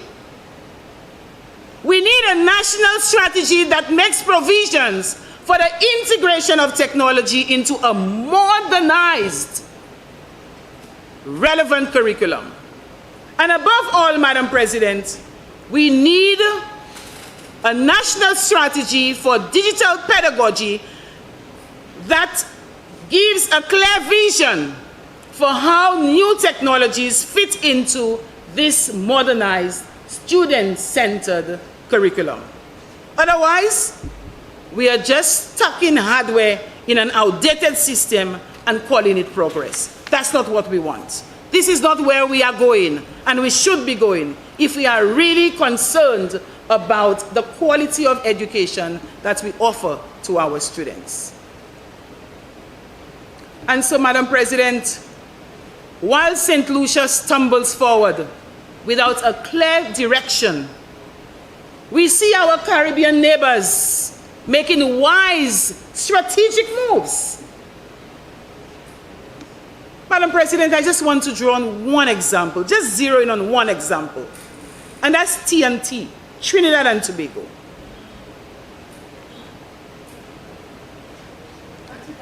Under the leadership of the Minister of Education in Trinidad and Tobago, Madam President, we see that there is an aggressive implementation of a national e-book program, providing students not just with devices, but with curriculum-aligned digital textbooks and resources, ensuring that technology is embedded meaningfully into the teaching and learning process. Madam President, a national e-book program. This national e-book program is one that is structured, it is strategic, and it focuses on content, not just the laptops. So this is what really epitomizes true leadership in our education system today. And I think we should take a page. We should take a page from this. You see, Madam President, the Ministry of Education in Trinidad and Tobago understands that devices must come with content. They understand that devices must come with instructional support. They understand that devices must come with a vision and, of course, the relevant training, Madam President. And you know what? It pains me to remind this chamber and all St. Lucians that the Ministry of Education, under the stewardship of the then Minister, Dr. Gail Rigobert, had the foresight to introduce a national e-book initiative here. An initiative designed to modernize our classrooms, reduce the financial burden of costly textbooks, and prepare our students for success in a fast-changing digital world. Yet, what did the members opposite do? What did the Labour Party administration do, Madam President? Instead of building on the foundation, and if we are really concerned about using and managing the resources of this country in a more prudent way, instead of building on this foundation, instead of augmenting and improving what was started, they recklessly dismantled the program.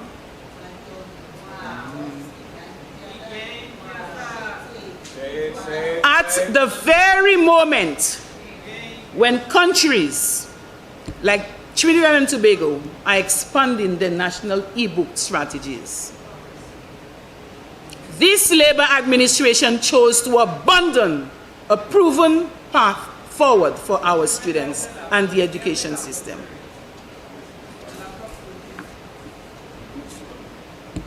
Madam President, I'm moving along. Madam President, we hear much fanfare about payment of CXC fees. And of course, we recognize, Madam President, that parents would welcome any financial relief. And we support any measure that eases the burden for those families.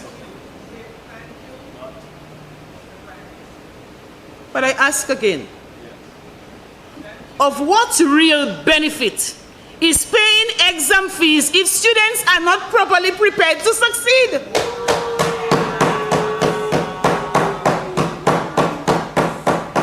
Madam President, financial assistance at the point of registration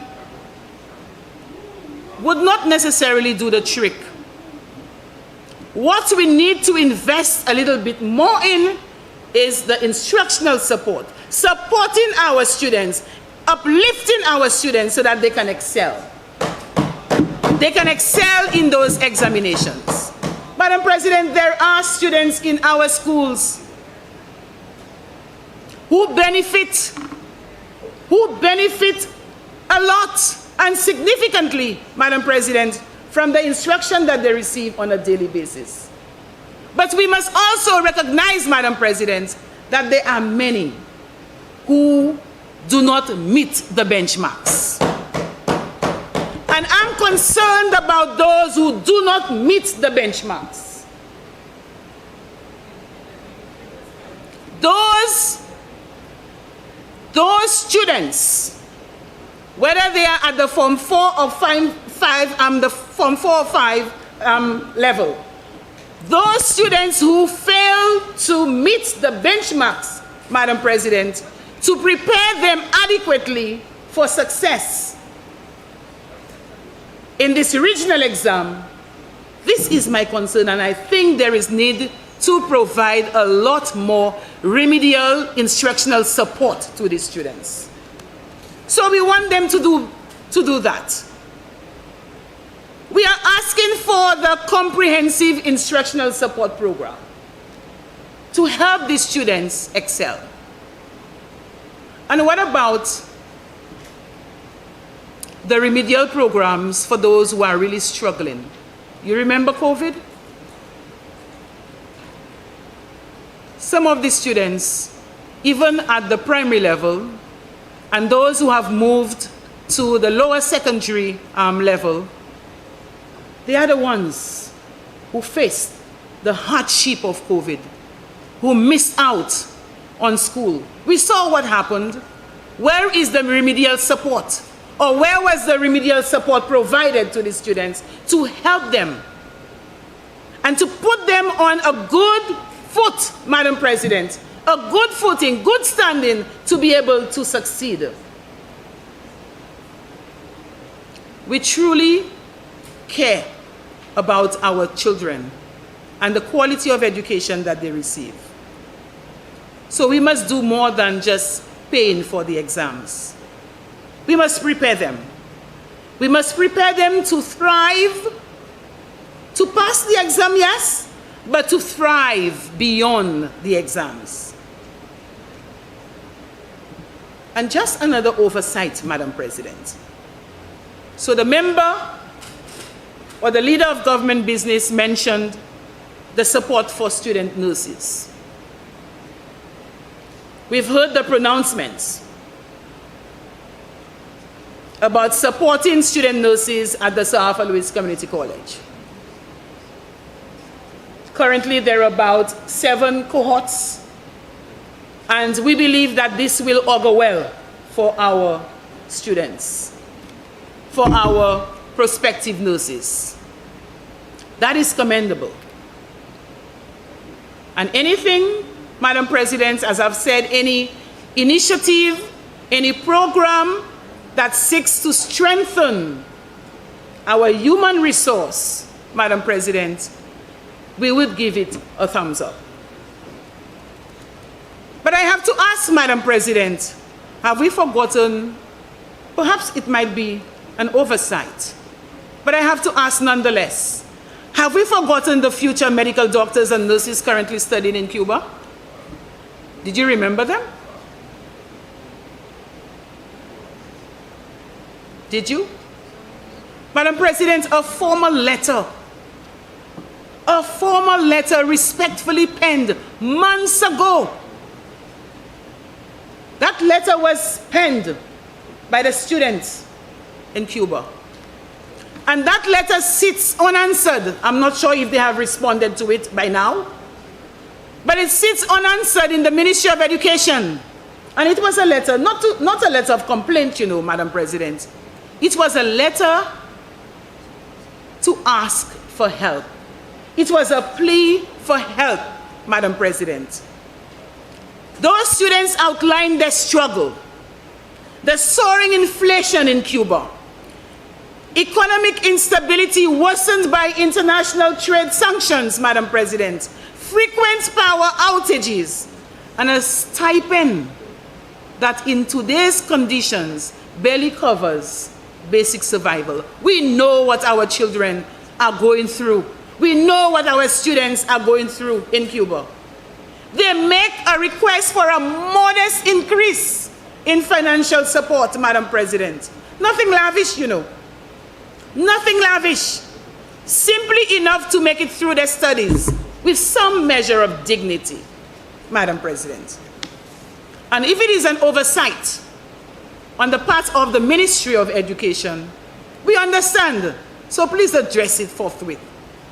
Address it. Support for local students is essential, Madam President. We appreciate that. And so too is responsibility to those studying abroad in our name. Madam President, just as children are being shortchanged in classrooms, so too are farmers being shortchanged in their fields. Just as education is the seed for knowledge, Madam President, agriculture is the seed for our nation's survival. And I'm sure you would agree, Madam President.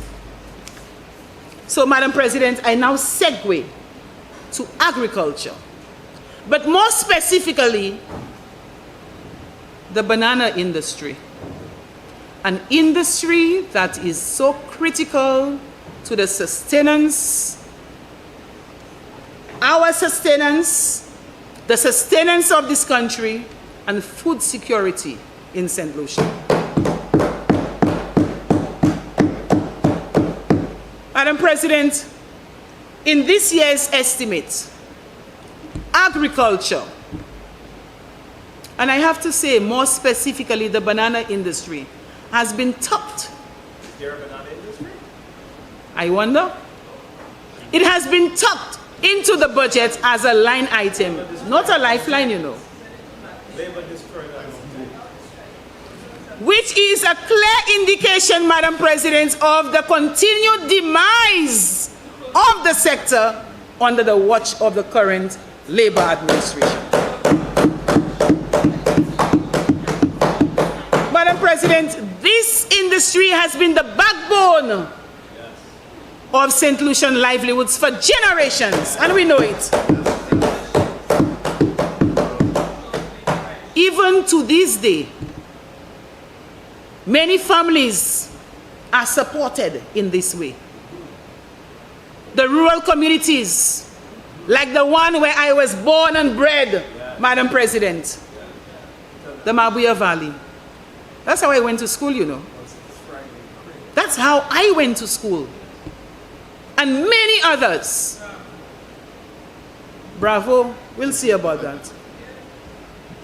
The banana industry, Madam President, once our nation's pride, continues to wither. So I want to, Madam President, examine the cold, hard facts, the cold, hard truths. Although some think that truth is, but I'll tell you something.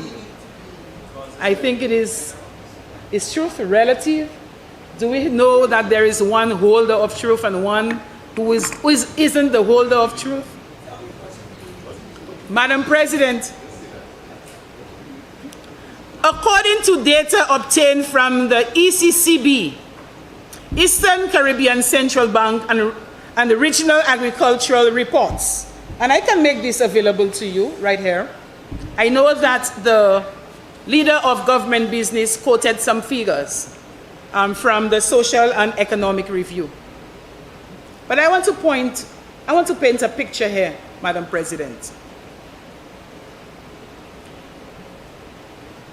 In 2015, Madam President, our banana production stood at approximately 12,500 metric tons.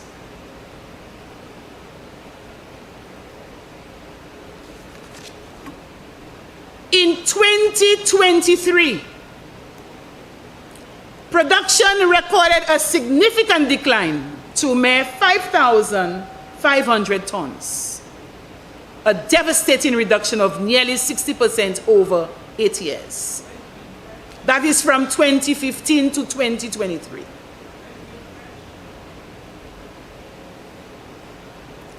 I know the figures provided by the leader of government business seem to be more current, more up to date. But what we realize, Madam President, is that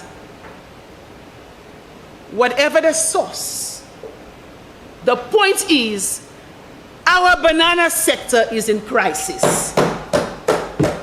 Our banana sector is in crisis.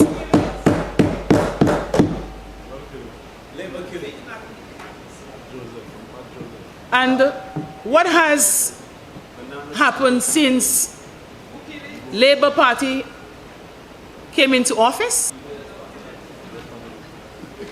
What has happened? This administration has poured in excess of $20 million in World Bank funds into the sector, an unprecedented sum that should have revitalized and strengthened the industry. Instead, Madam President, this hefty amount has been squandered on haphazard distribution of inputs like lime, fertilizer, and weedicides, without any coherent strategy for industry revival. And that's the point, you know. We're not saying that the farmers were not in need of the resources.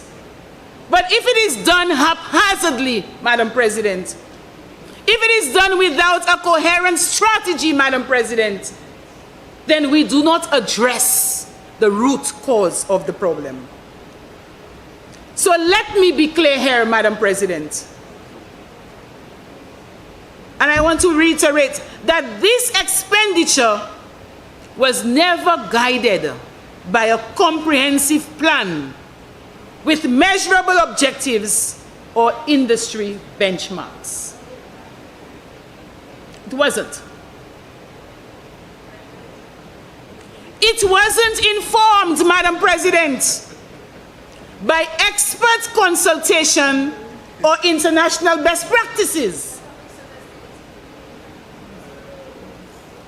It wasn't, Madam President. Rather, it appears to have been designed primarily, Madam President, as a visible way to curry political favor. You know what? A series of photo opportunities showing ministers handing out supplies and checks without addressing the fundamental challenges the banana farmers are facing today. And I ask this chamber, Madam President, what good are fertilizers and weedicides when farmers cannot access the basic leaf spot control materials needed to combat the black Sikatoka, the black Sikatoka disease ravaging the crops?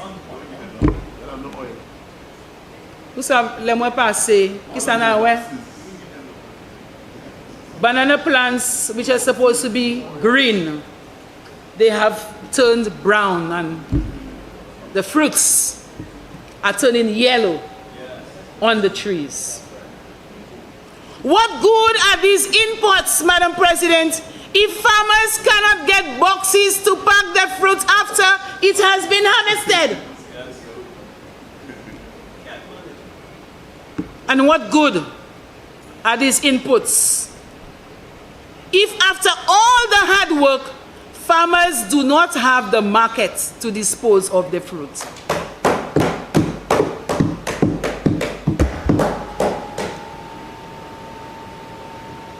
And you know what, Madam President? Madam President, I want to ask another question. Senator Shaw. Madam President, I stand on a point of order. What is your point of order, Senator? The member indicated that banana production declined. Contrary to that, Madam President, I want to refer to the Social and Economic Review, the Economic and Social Review of 2024, which indicates that page 107, under the table 3, the GDP by economic activity at constant prices for bananas in particular, and it indicates that in 2024, the banana industry grew by 10.3%. So to say that it has declined is misleading in accordance with this. Thank you. I want to interject here, Senator Jha, and I noted that Senator Paulius indicated from 2015 to 2023. Specifically, that's what I indicated, I know that. So you are, excuse me, Senators, I think I should be heard in silence. So Senator Jean, you wish to clarify what? Yes, Madam President. Please do. I could go further. I just didn't want to go through the entire, but it's still misleading because it actually shows, Madam President, that in the period, if she is using 2018 to 2023, then it indicates, that very same table, table 3, indicates that in 2018, the rate was 9.9%, 2019, 9.2%, which is a decline. In 2020, 19.7% negative, so negative 19.7. 2021, negative 10.8. 2022, a positive 17.4. It was only in 2023 that there was a decline of negative 6.2, which has been recovered in 2024, 10.8. So there have been 3 declines and massive declines under the UWP administration, but there has been recovery under an SLP administration. And therefore, the member needs to use the statistics in an honest manner, in a truthful manner, and really report what is actually there. Thank you. Senator Paulius,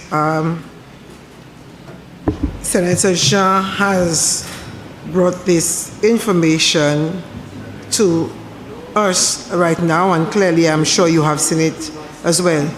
I would advise, do you wish to correct your statement right now? Madam President, I did indicate the source of my information, and no, you indicated that there are different sources. You acknowledge that. And you also indicated that the Senator's leader of government business source might be more current than yours. Now, it is most current in this. So in light of that, I think you should correct your utterance. Madam President, I acknowledge what has been presented. The point that I wanted to make, and I said it, that regardless of the source, we realize that the banana sector is in crisis. We realize that. Point of order, Madam President. I will push you a little further, Senator, because you indicated from 2015 to 2023. I actually wrote it down. Mm-hmm. But in light of this, it is not exactly that, because you can see the figures fluctuate throughout the years. So that's why I was asking you to be specific and to correct your statement. Madam President, I rise on a point of elucidation. Madam President, the period which the member quoted from 2015 to 2019 shows that cumulatively the very big declines which have taken place, you've had, for example, in the year 2020, 19% minus. You've had in 2021, 10% minus. You've had in 2023, 13% minus. So when you add up the declines and the negative years, the gains that we have made simply still leave the sector a deficit you from cannot, the period. Senator, so on a it is point, correct Senator Fede, I am speaking. Once I call your name, you stop. I will be heard in silence. You will not attempt to say to us what the senator wants to say or interpret what she wanted to say. She knows what she presented, and it is her to indicate what she wanted to say correctly or incorrectly. You cannot now try to interpret or tell me what the senator wanted to say. No, that's not your call. Okay? And I accept it's a point of elucidation. It is there for us all to see.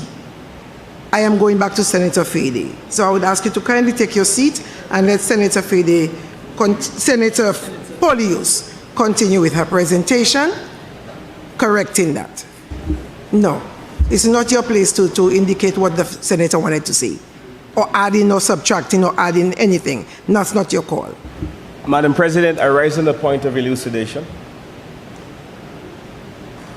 Proceed. I would like to ask the senator whether what she meant to say was that the various years which have declined significantly, and please provide some clarity, Senator. I see the period which you have quoted in 2015 shows Senator Ferrer, there is Polius? a 0.9% Senator minus Polius. in 2016. I am speaking. I am calling on Senator Polius now. Yeah. Since it's a point of elucidation, Senator Polius, are you yielding to Senator Fede?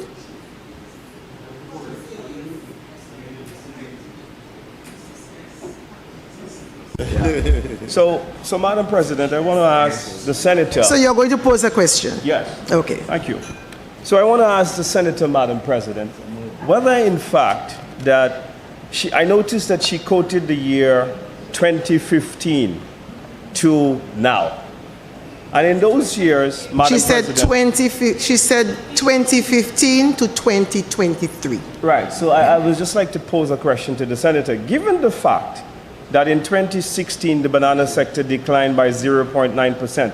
In 2017, minus 7.4%.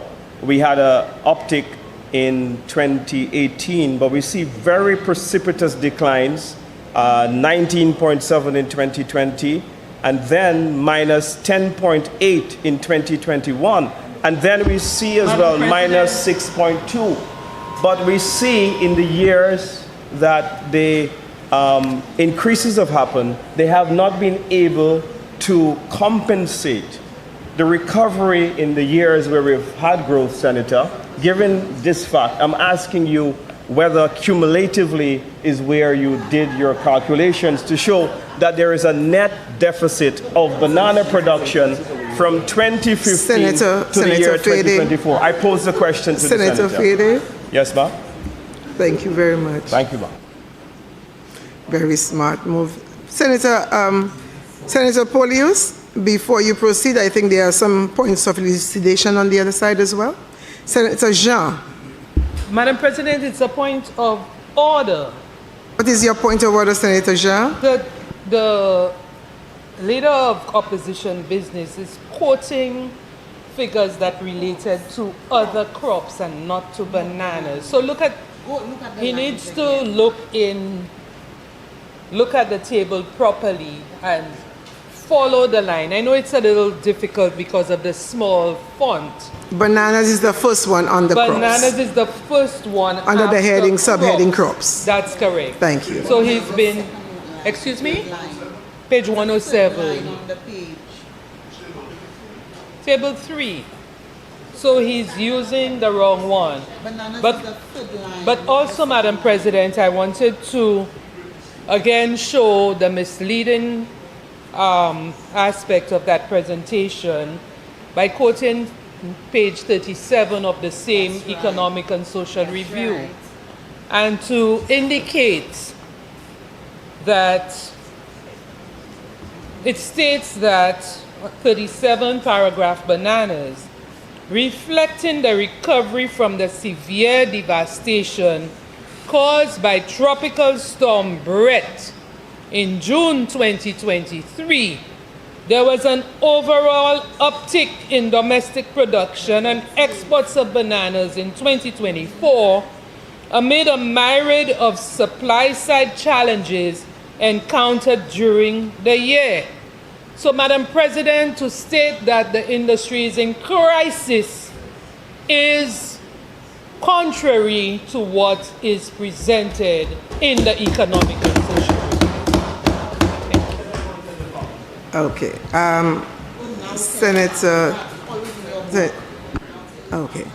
Senator Polius, you've had 2 interventions here, and you are to respond to both of them. One being your colleague, who has asked you a very detailed question and analysis, which has just been proven almost incorrect because of the figures which he quoted. However, I'm still asking you to respond to the first intervention by Senator Jean, where you stated that there was a decline from, your light is on, your mic is on. There's a feedback coming.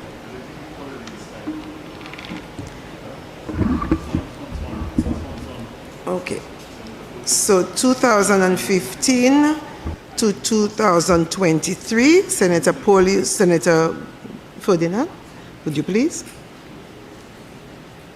I would ask you to look at the figures again, and if you wish to make an adjustment to your statement about the decline from 2015 to 2023, and then, well, it's her interpretation whether it's crisis. It's her to define what she means by crisis.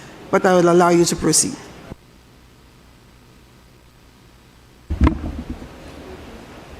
Thank you, Madam President. Madam President, we would have noticed that we're looking at 2 different sources here. First of all, based on the source, ECCB, Eastern Caribbean, FAO, Eastern Caribbean Central Bank and Regional Agricultural Reports, I quoted these figures. And is this from St. Lucia specifically? Did it identify? St. Lucia. What year is this? What year was this? This would be for the year 2015 to 2023. So I am not wrong for quoting these figures. What we realize here, and the Economic and Social Review portrays something different. So there are variances, Madam President. Okay, so we agree you are using that quotation. Yes, there are variances. Okay, so I don't think that this is the thrust of the debate here, Madam President. No, I wanted you to respond to the point of order by Senator Jean. Okay, I wanted you to respond to that. Yes? Okay. Thank you. So I will move on, Madam President. Madam President. Senator Fady. Yeah. Madam President, I want to stand on a point of elucidation because... Senator Polius, are you yielding to your colleague on the point of elucidation? At this point, Madam President, I'd prefer not to. Okay. We need to move on. You have established the 2 sources of information.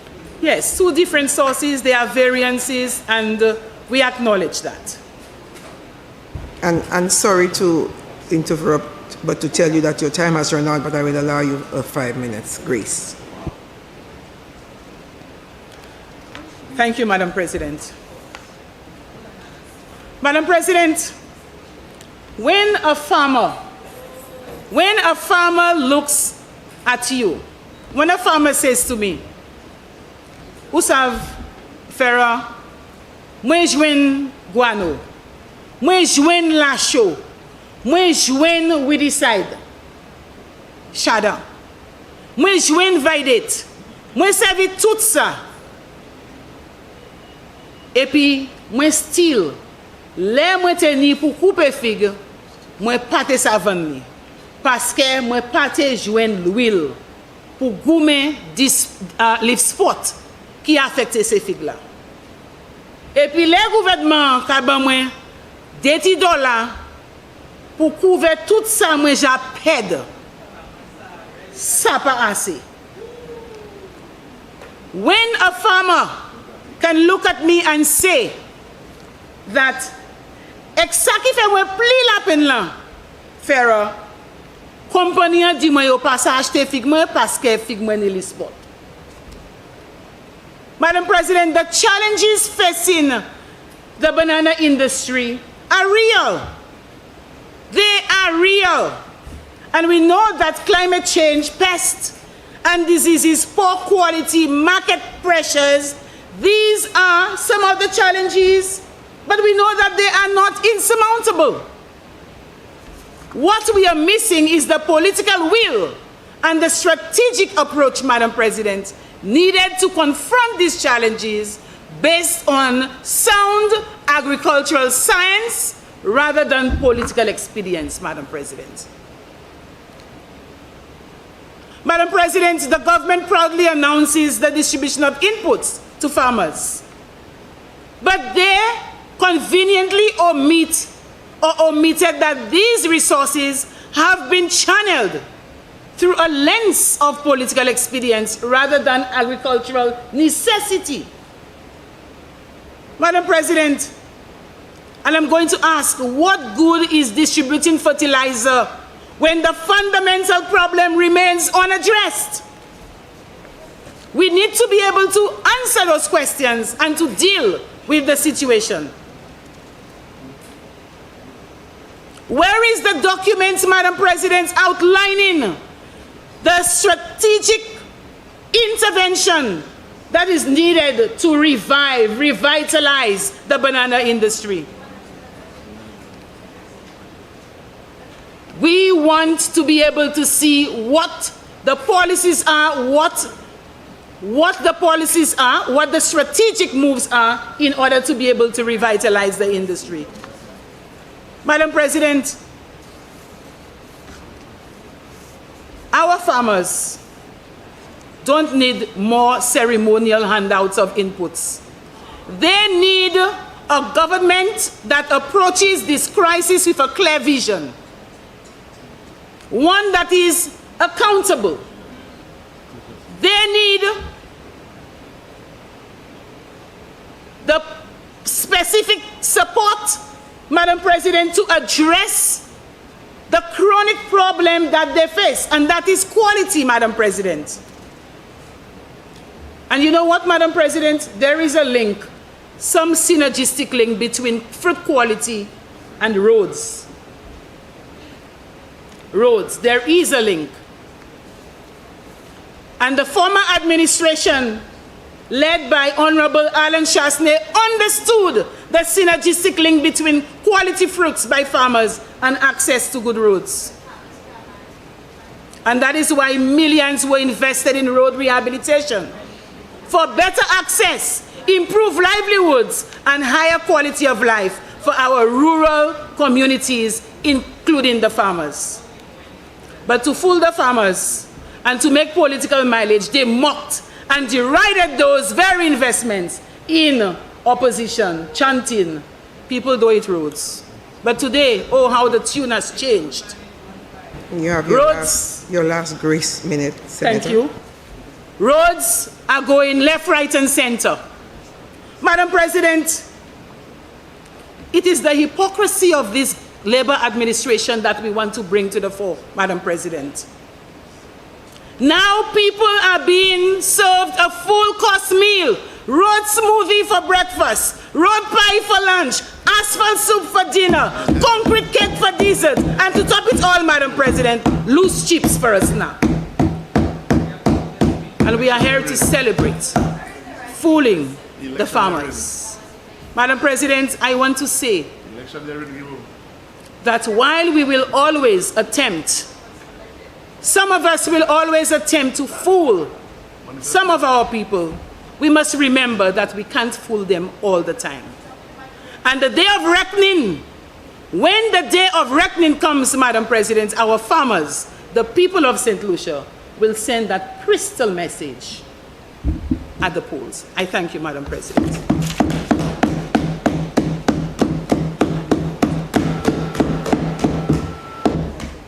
Senator Lee. Thank you, Madam President. Before I start, I wish to join you in welcoming my mother and my wife to us today. I want to publicly thank them for their support, their guidance, their wisdom, and putting up with me, when I'm perhaps not as present as I should be due to a myriad of other commitments. I also want to join you, Madam President and Leader of Government Business, in congratulating our Carifta team. I had the fortune of watching Ms. J.D. Emanuel's performance in both the 100 and the 200 meter races. And I think her confidence was really what stood out to me in the way she approached these races and took the victory in both the 1 and 200. And I think it speaks well of our future in the athletics field. I just hope that we can get some male athletes to come along, because it seems that all the performance thus far is on the female side.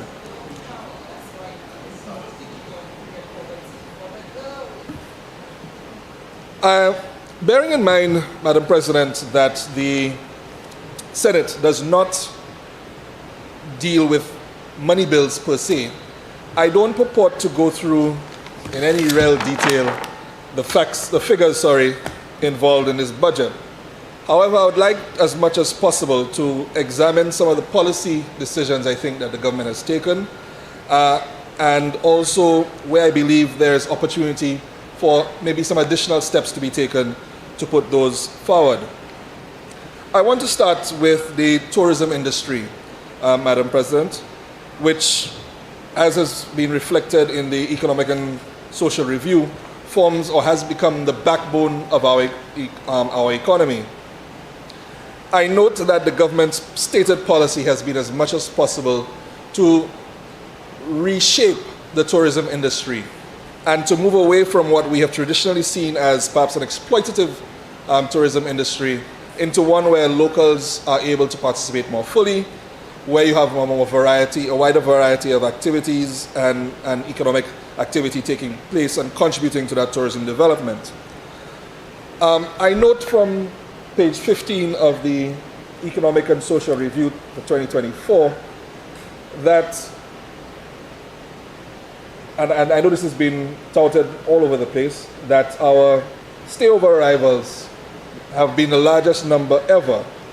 But I do note that the total visitor numbers to St. Lucia remain 5.5% below pandemic levels in 2019. And I think, again, that this is actually an opportunity for us. We need to ensure that we make as much effort as possible to diversify our tourism products. And this is somewhat of a personal feeling, maybe not fully borne out by some of the figures, but looking at the structure of our tourism market, of our tourism industry, we see that there's a lot of focus on the high-end side of the market. Most of our new hotel developments are 4 and 5 star. Most of our villa developments are aimed at the luxury market. And whereas I appreciate that the luxury market is perhaps not as sensitive to price shocks as the regular tourism market would be, I think there's definitely a need for us to ensure that we are not pricing ourselves out of the market completely, and that we need to ensure that we have, as much as possible, the not necessarily low, but mid-priced accommodation available. I appreciate that the Airbnb, the VRBO, and those elements of homestays is perhaps making up some of that gap in the sort of $100 to $200 US dollar a night room stays. But I believe that there is need for us to ensure that we have 2 or 3 hotels that can accommodate at that price range. And the reason for this is the next glaring hole I believe I see in our tourism economy.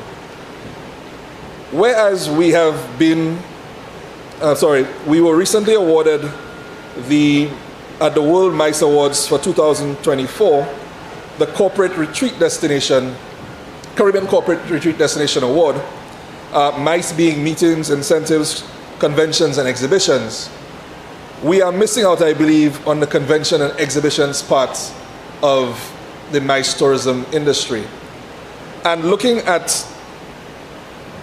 the figures out of the Las Vegas Convention Visitors Authority, where they estimated that the convention business contributed $16 billion to the Las Vegas economy. And also looking at some other information online, where the convention business is actually the largest and most profitable business area of the MICE tourism. That being said, though, you need the rooms that will accommodate that type of business. And those persons tend to be in between the $150 to $250 US dollar range. There's obviously also the need for us to have a convention center, because if we're going to go after convention business, we need to be able to accommodate 2,000 and 3,000 persons in a given location. I appreciate that the role of government is to facilitate economic development, and we have countless examples of where government does not do business itself very well. But that being said, I believe this is perhaps an area where government needs to intervene. And if it needs to undertake the construction of a convention center for itself, that it's advisable to do so. There's nothing that stops the government from constructing the convention center and then enabling somebody else or hiring somebody else to run it, at which point government receives the revenue from running the convention center without having to undertake its actual operations itself. My suggestion would be that this convention center is built in the south, preferably in Vieux Fort, which would then spur on economic development in and around it. A convention center is an ecosystem in and of itself. You have hotel rooms, which are necessary. You have obviously flights, which then become necessary. You have event staff, which become necessary, catering, transportation. There are a number of activities that surround convention business. And I believe this is something that we need to target deliberately and energetically as quickly as possible so that we can continue to grow our tourism product industry, and more importantly, diversify it so that we're not relying solely on persons coming on vacation, for example. I believe there's also the need for us to improve our restaurant and entertainment options. I know the government has given incentives in these areas, but perhaps again we need to be a little bit more aggressive. When I visit some of the other Caribbean islands, I'm taken aback at the dearth of restaurants in particular, independent restaurants I'm speaking of, in particular. Simply going to Barbados, for example, next door, you can, on the south coast, the west coast, almost every other business activity is a restaurant, and a good quality restaurant. I'm sure all of us here have been faced with the problem of having persons visiting asking us where can they go, and having to give them the same 2 or 3 options to almost everyone that asks us. We need to develop, and I appreciate that perhaps the reason our independent restaurant businesses are facing the challenges that they have had in the past is because we've adopted and moved to a largely extent to an all-inclusive hotel product. And I note and I'm hoping that a lot of the newer development will be EP rather than all-inclusive, or at least give greater options to their guests so that they can begin to patronize local restaurants and help us develop a more vibrant restaurant sector. Obviously, the knock-on effects in terms of the need for goods, the need for food products, the need for employment is clear. We also need to improve our entertainment options.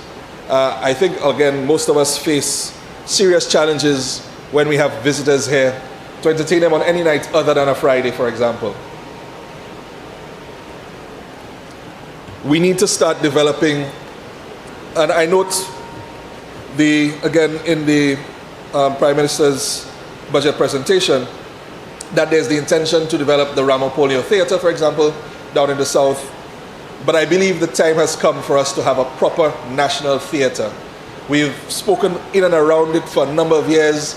We've made minor improvements to the National Cultural Center. But I believe if you speak to anybody who is in the arts, they'll tell you that this is a woefully inadequate venue. Unfortunately, it's the only venue we have. But we need to develop a proper theatre where persons can put on dance, music, theatre, basically any form of artistic expression. Again, I note the National Museum, and perhaps we need to have a National Gallery in addition to the National Museum. Last year for jazz, and I note we're back here again this year, one of the most eye-opening events for me was the Llewellyn Xavier exhibition. I mean, you had appreciated and you'd heard about Llewellyn Xavier, and I appreciated how he was a world-renowned artist. But to walk into that gallery space and to see the volume and quality of work that he's actually put out, I think really brought home to me, one, how great of an artist he is, but also the vacuum that we have when these events come to an end. There's no national gallery where we can see the work of and we have quite a few renowned artists in St. Lucia, where we can see their work on permanent display, or we have up-and-coming artists. I think this is something that we need to look at in addition to a National Museum. Both of them can work hand in hand, and again, we're part of increasing our entertainment options for our guests.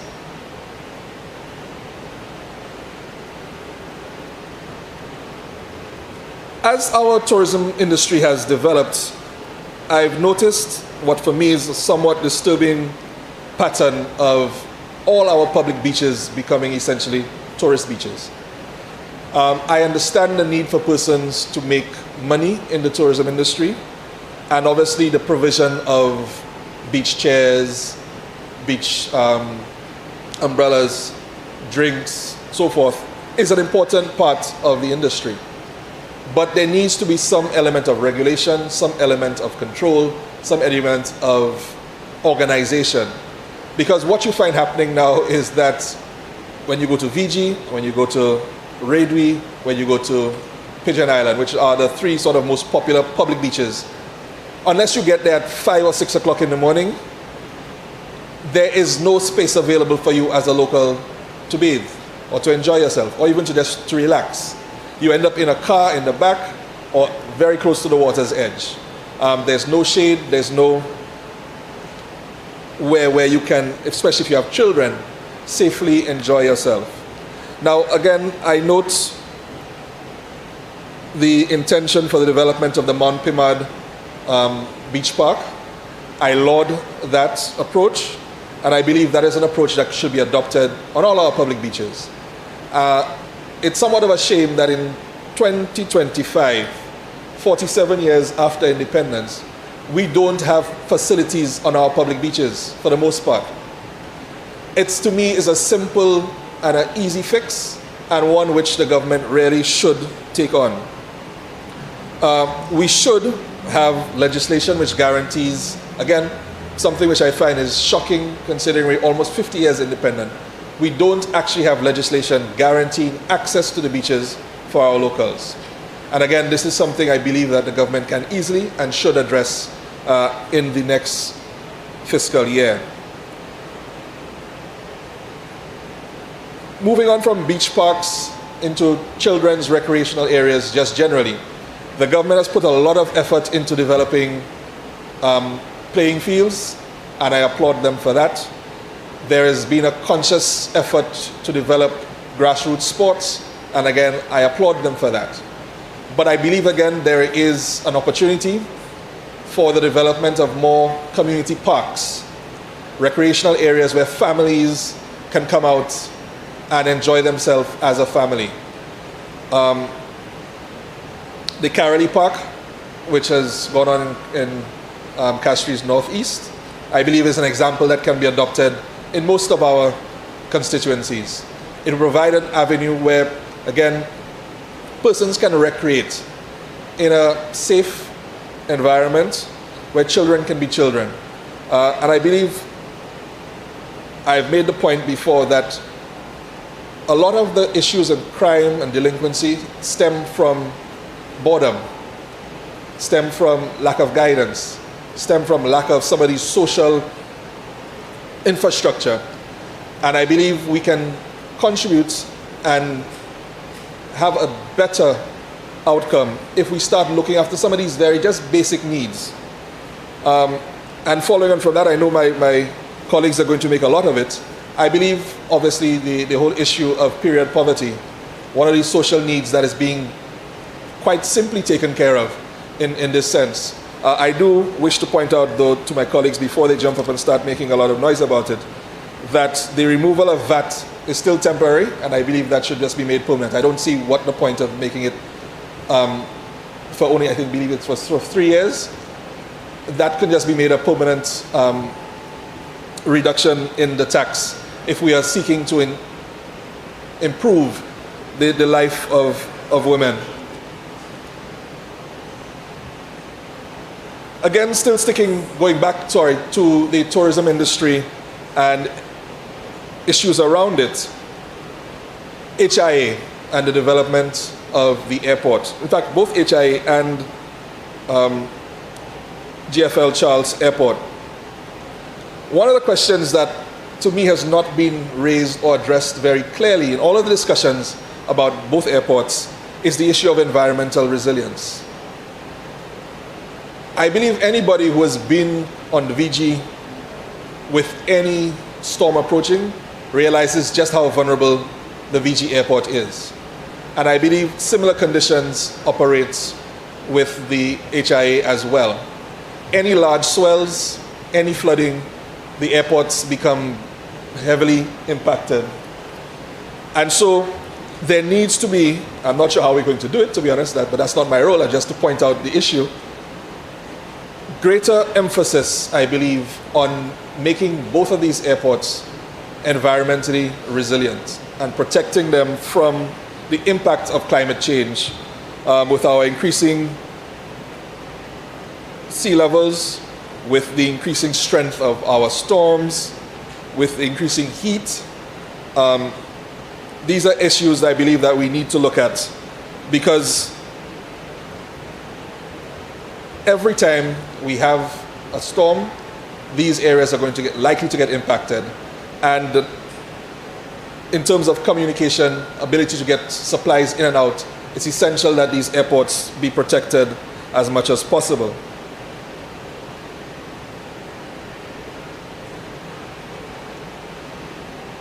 I want to then move on to just deal a little generally with issues of commerce and business. Again, I didn't hear a lot about ease of doing business this time around, but again, I don't think we should lose sight of it. There are still a number of pieces of legislation, there are still a number of entities that, to be honest, serve more to hinder commerce and business institution and to facilitate it. The aliens landholding license is one such piece of legislation in my view. We moved from a situation which was relatively straightforward to a situation now where you need to get a certificate of eligibility first of all, and then apply for an aliens license. So it's moved from a one-step process to a two-step process. Perhaps even more frustratingly, you now have to get an exemption certificate for CARICOM nationals. So whereas under the previous legislation, CARICOM nationals, having been declared a CARICOM national, would simply be able to go ahead and purchase property in St. Lucia, now they have to go through the time-consuming process of obtaining a exemption certificate that states, and I believe we had a few that were read out this morning, in the statutory instruments, that were laid before the court this morning. You have 1, 2, 3, this Senate this morning. The other life is just, it's a habit. You have 1, 2, 3, 4, 5, 6 statutory instruments being published for no other purpose other than to say that this person is a CARICOM national and therefore exempt from the Aliens Licensing Act. These persons have had to delay their purchases as well until this SI can be issued. Now, if you imagine that St. Lucia is becoming more and more popular with our Caribbean neighbors as a place to move, as a place to purchase, as a place, to invest in, can you imagine how frustrating it is that you have the funds, you've identified the property that you want to move into, and then you have to hit a grinding halt for an extended period of time, because this takes at least a minimum of 6 weeks to obtain, just to get a simple piece of paper that says you are who you are and that you're entitled under the law already existent to get and purchase the property. It serves no purpose other than, in my mind, to frustrate commerce. I was having a discussion as well with a client recently, and they were lamenting the delays created by the Development Control Authority. Now again, I appreciate the role of the DCA to ensure that development takes place in an orderly and organized fashion. But that being said, I believe there's need to strengthen the DCA. There is a glaring need for additional resources, both in terms of staff, technical and administrative, and it cannot be that the board meets once a month to approve all the applications that have come in before it. Again, I think we need to treat these bodies as an essential part of the economic structure that we have and ensure that as much as possible they run efficiently and help support commerce and industry, because you have persons who are ready to build factories, who are ready to build businesses, who are ready to build homes, and then again it takes them in some cases 6 months, in some cases over a year to get to the point where they have approval for various reasons. I believe that we need to look at the operation of the DCA and strengthen it so that it can become a facilitator rather than a hindrance of business.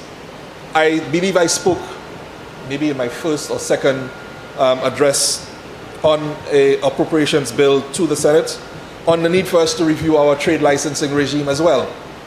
Again, I understand why it exists to some extent, but again, in large part, it serves more as a frustration and a hindrance rather than a facilitative process for persons who are coming in to invest in St. Lucia to undertake business activities.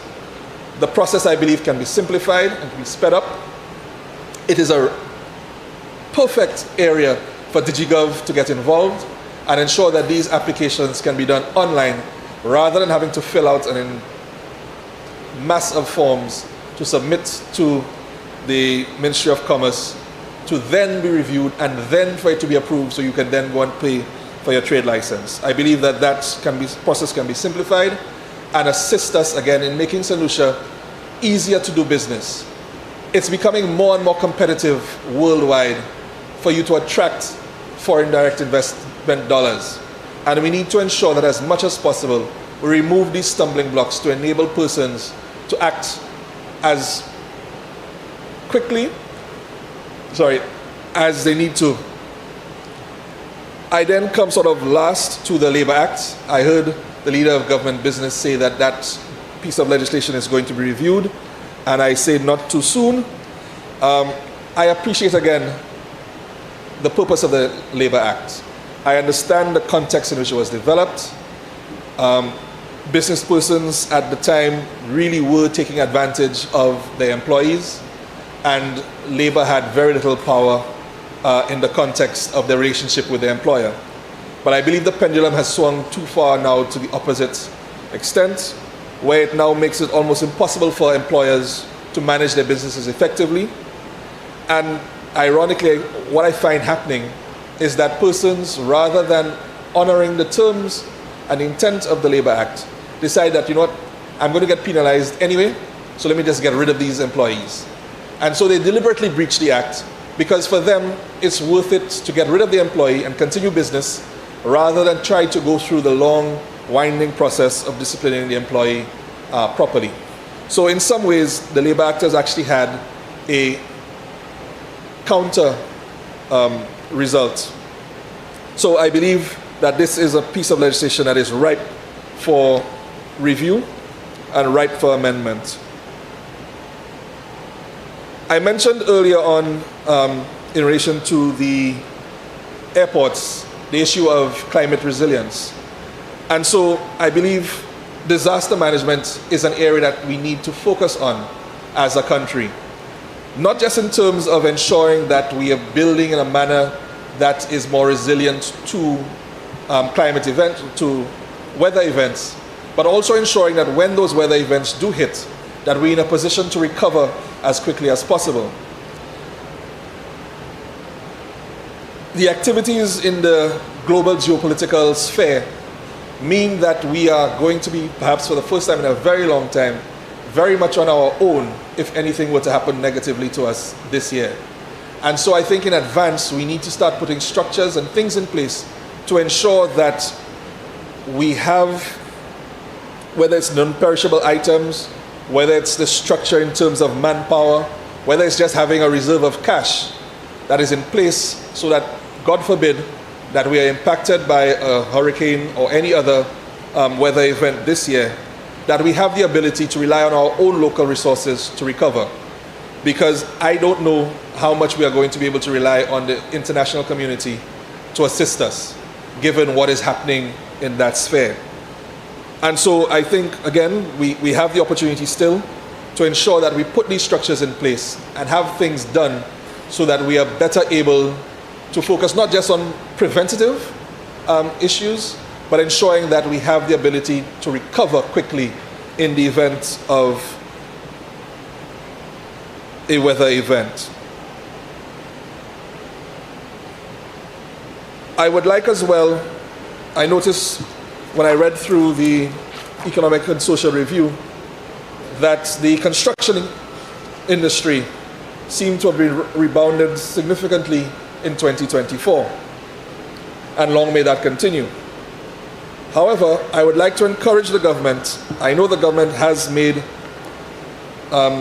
certain attempts in terms of making affordable accommodation available. I note the Rockhall housing development, the Talvan housing development. I believe there's also to be one at Kazaba.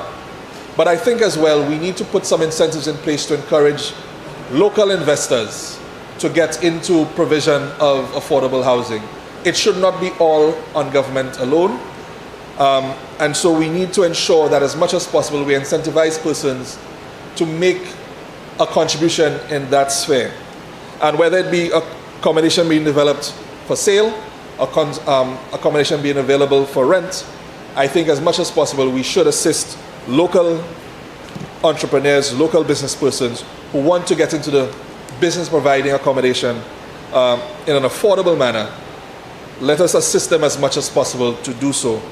Whether we need to increase the areas that are covered by the Special Development Areas Act, for example, or whether we need a special regime developed just to deal with this area, I would like to encourage the government to give some consideration to developing incentives for affordable accommodation.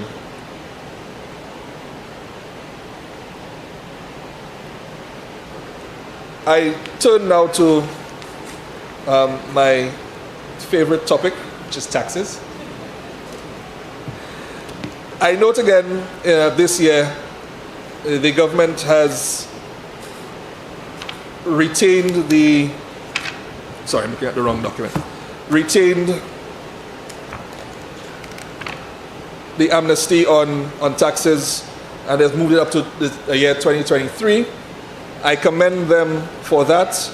Having spoken to some of the persons in the IRD administration, they have noted that it has had a very positive effect on their recoveries. And I know there are a number of persons who still have not, for whatever various reasons, not been able to take advantage of the amnesty. So I commend them for continuing it.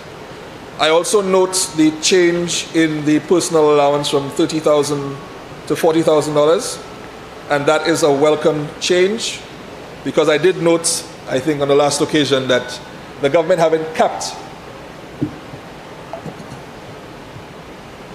the total, not personal allowance, sorry, the deductions to $40,000, having capped the deductions at $30,000, the impact on persons earning a certain level of income was actually to increase their tax burden rather than to reduce it.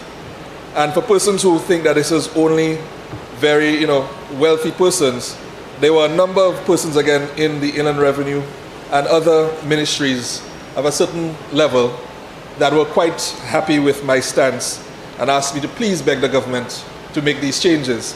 So I'm happy that I'm going to assume that somehow my constant lobbying has had some impact on the government's policy in relation to this. But again, I'm happy that at least some relief is being granted in terms of personal income tax.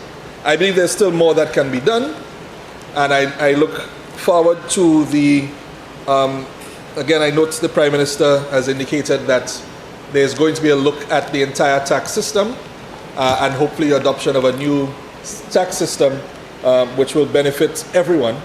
And so I look forward to that process.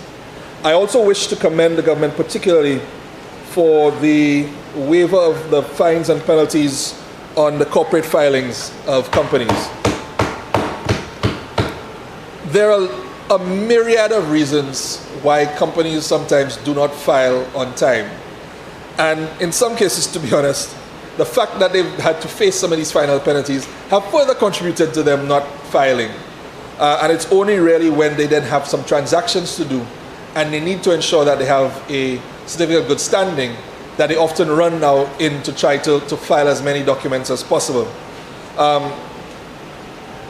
So I'm very appreciative of the fact that the government has decided in this case to allow a waiver of the fines and penalties on the corporate filings. I notice it doesn't have a period, so I'm assuming that this means all outstanding company filings, which hopefully then would assist in ensuring that our companies as much as possible are brought up to date, are in good standing, and are operating in a way that positively impacts on their governance. One of the filings I know that is often missing is the ultimate beneficial owner filing, because a lot of companies had never filed these things before, didn't recognize the need to file it, and now that they're now trying to get themselves regularized, realize that they need to put these things. The reason for that ultimate beneficial owner, obviously, declaration is part of our due diligence, part of our anti-money laundering steps. So this waiver has the impact of improving our governance generally and hopefully improving our standing with the CFATF and FATF organizations. One issue I forgot to mention actually when I was going through my statements on tourism is to note the reduction in air service charges by 50%. Now again, this is not particularly clear, and I would like hopefully for the leader of government business to clarify for me. Is that all charges, or is it specific charges that are going to be reduced in relation to regional tourism? I think I've made the comment on a number of occasions that our regional tourism is not to be underestimated, or the value of our regional tourism is not to be underestimated. We needed to encourage as much as possible our neighbors to come visit us, because they are the ones who tend to patronize our economy as a whole. They are the ones who are going to be in the local shops. They are the ones who are going to be in the local bars. They are the ones who are going to stay at Airbnbs. They're going to stay at our homes. They're the ones who are going to be attending the little events in communities. I've just been informed they come to the doctors. So they come and shop at Hobby and Taxi. I mean, there are lots of reasons why they come into St. Lucia, and we need to recognize that they contribute significantly to our economic figures, and ensure that as much as possible we encourage them to travel to or through even St. Lucia. So again, I wanted to commend this reduction, but I need for my colleague just to clarify for me exactly what service charges are being reduced, and perhaps we might want to consider reducing them even further from the 50%. One of the issues I've noted, Madam President, is, and this is not just for this government, obviously, and when I go through the examples that I'm citing, you'll see what I mean. We seem to have developed an inability in St. Lucia to complete projects, or to complete large-scale projects. Countless times when you read through the Economic and Social Review, you see that the expected capital expenditure was not quite as high as it was, and the reason for this oftentimes is inefficient project implementation. I believe, Madam President, that it is high time that a commission of inquiry be convened to look into the issue of our project implementation, particularly with regard to St. Jude, HIA, and the John Compton Dam desilting. I have heard in all of three of these areas that there have been forensic audits done. They've not been shared with us. I've heard there are all sorts of reports. Again, they've not been shared with us. And the reason I'm suggesting a commission of inquiry, Madam President, is because it is public. Persons would have to come, give testimony in public as to what they knew, what they did, how much it cost, what the impact was. And I'm saying this not just to point fingers at anybody as being responsible for any breakdown, but I think, yes, accountability is a cornerstone of good governance. But I think until we start to bring some of these matters into the open, we are not going to, in any definitive way, document what the issues are, and perhaps more importantly, what the solutions to them are, and how we can implement steps to ensure that we don't suffer from 14, 12, and goodness knows how many other years of failure to implement projects and the constant drain on our national resources. I always remark that Dr. Adrian Roger made the point that part of our issue in terms of development is not a lack of resources, because we can clearly find the money when we need it. It's a lack of imagination and a lack of commitment. But unfortunately, until I think we address some of these issues frontally, until we bring them out into the open and not just keep them for political points when we want to score them, but let's have a full and frank exchange on what has gone wrong with these projects, how we've gone so badly wrong with them, and what can be done to ensure that in the future we don't have these same issues.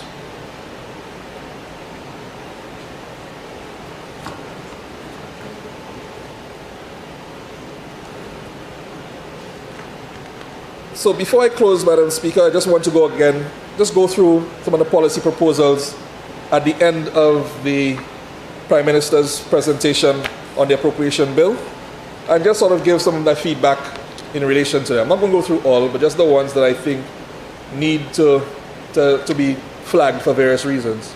So again, I mentioned it earlier, the preliminary designs for the Rama Polio Theatre being developed in Bellevue. One, I'm happy that it's decentralized. I think too often we tend to believe that Castries and Grosley is where St. Lucia exists. And it always amazes me and amuses me, in fact, when I have a discussion with other persons with regard to our airports and potentially the closing of George F.L. Charles Airport. And everybody goes, what? Close the airport? But why? I'm going to have to go to Vieux-Fort?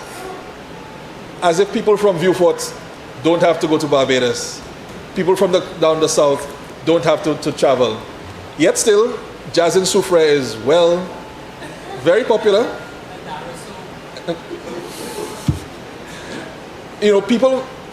My realization, people will go for things that they want, and they will find excuses for things that they don't want to do. And in some cases, you kind of have to force them to do what they need. In most other countries, you have to travel significant periods of time to get to the airport. no matter how big or how small the country is. And so I think for efficiency's sake, for improvement of services, it makes sense to consolidate our airports at Hirona International, and it's perhaps a step that we need to take. But that being said, I'm happy that we are looking at developing entertainment and cultural facilities outside, again, of merely catcheries and grocery. Similarly, the renovation of the Ancillary Entertainment Center in P.T. Boog.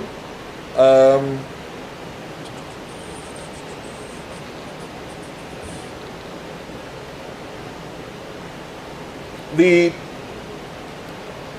payment of 2 additional subjects for CXC.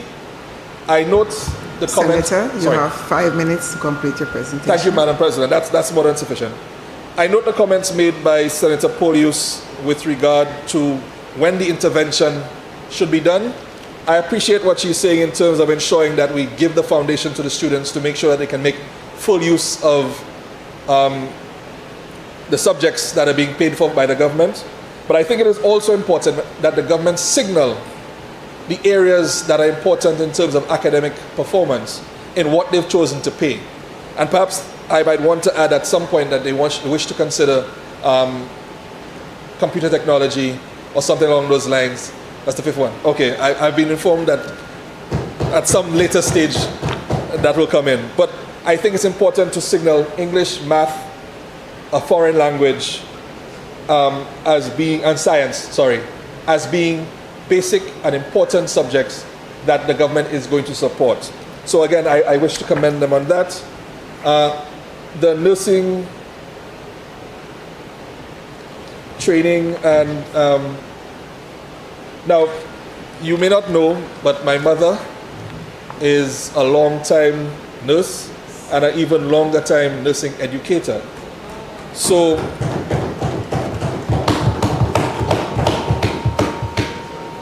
I know she would feel happy about the assistance being given.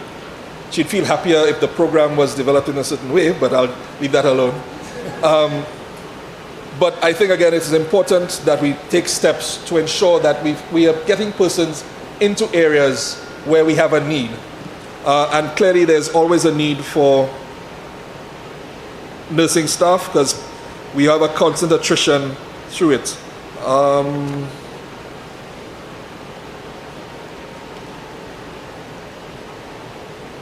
Again, in terms of the police, the fire, and correctional officers who have served at least 20 years and reached the age of 55 will qualify for an NIC pension. This was an area, I think, that was long overdue. I believe there was some effort to deal with some of the government employees generally who had been disenfranchised when the move away from government pensions to NIC was brought in. But I think, again, the effort to assist the police in this case has been long overdue, and I'm happy that at least some step has been made in that direction. Overall, I think this is a budget that is to be commended. There are areas, I believe, of opportunity that perhaps we can go a little further. As well, we need to just make sure that the debt is kept in balance. I note that the ratio has declined because obviously the economy has grown. But we need to just bear that in mind, that we can't keep borrowing and hoping that the economy will continue to grow. We need to make sure that we keep a fine balance there. Madam President, thank you for a listening ear. That's my contribution with regard to the Appropriations Bill 2025-2026. Thank you.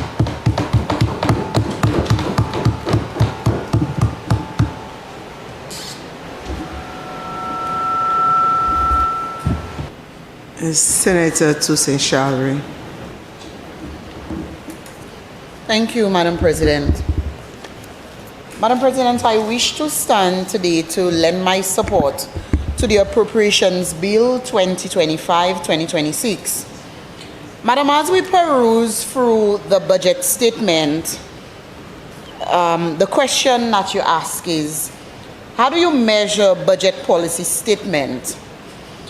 And only a week ago today, when I sat right over there behind the Prime Minister, eagerly anticipating what would come from a team led by the most able Honorable Philip J. Pierre, after, Madam President, having witnessed the policy direction of the government in the last 3 years, and even more specifically, the previous period, 2024-2025.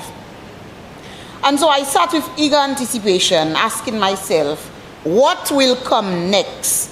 After, Madam President, I had recently paid CXC for my son, who is about to write exams beginning May, and I was down from 8 subjects, had to pay only 6. And my question was, what next in the area of education? What next after teachers had received an increase in material allowance, Madam President? What next after fishers had received an additional $1 to the existing fuel rebate? What next after we had seen repairs at fish landing sites in Viewford, Dennery, Soufrière, and Slurry? What next, Madam President, after we had seen major infrastructural development such as roads and seaports? What next after the health sector had seen provisions made for services for pregnant mothers, prostate health, cervical cancer screening? What next, Madam President? And even whilst I sat there, I got many messages from persons who asked, why are you seated there so seriously? But I was serious, Madam President, because it was serious business being discussed in the House of Assembly on that evening, Madam President. How do you measure a budget policy statement if not against what it provides and benefits the citizens of the country that you govern, Madam President? How do you measure a policy statement if not to determine how you translate consecutive primary surpluses into tangible, practical, actionable programs? How else do you measure a budget policy statement if not for how it addresses the issues of inequality, social welfare needs, a growth trajectory, something for everyone? And so I take this opportunity whilst on my feet, Madam President, to congratulate the Prime Minister, Honorable Philip J. Pierre, and this government for where we have come this far and where we will go with this new budget, Madam President, for the period 2025-2026. Whilst I listened, Madam President, I was drawn back, and it was an opportunity for me to reflect, to reaffirm, to recommit for my support for this governing party. For indeed, I was taken aback on a journey to connect the dots, Madam President. Labor then, labor now. And how each year of leadership, each year of governing is an added step on that, an added prong, Madam President, on a ladder of success in every sector of this economy, Madam President. Madam President, the St. Lucia Labour Party has been unwavering in its quest as a party that puts the needs of people first, especially the most vulnerable, the most disenfranchised, and the most marginalized. Madam President, the SLP is grounded on the philosophy of lift the people first and the economy will follow. And that is in stark comparison, and I notice of late one of the similes that have been used is like chalk and cheese, and that is where the chalk and cheese comes in, Madam President. Whilst the St. Lucia Labour Party focuses on lifting the people first and the economy will follow.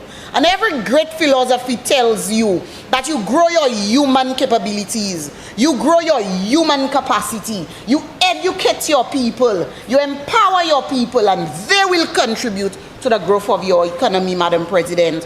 And so this is in stark comparison to the UWP's grow the economy first, and perhaps the people will benefit. The SLP is for the people and by the people, Madam President. And this appropriation bill 2025-2026, in my opinion, is about protecting people and building dreams.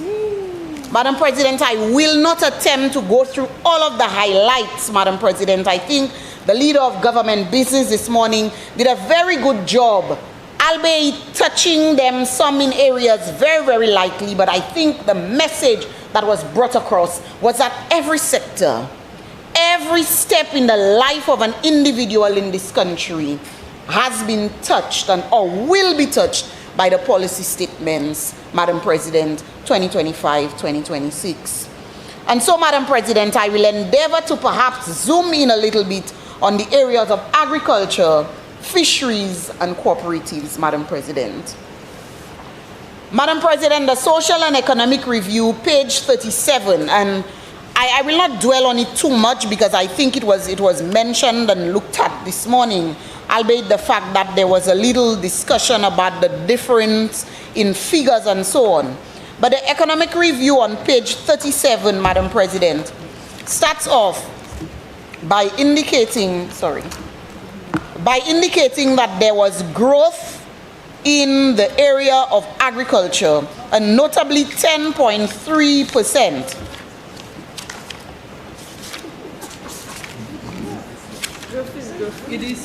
And I quote, following an 8.9% decline in 2023, real value added in the agriculture sector is preliminarily estimated to have grown by 10.3% in 2024, with all subsectors registering growth.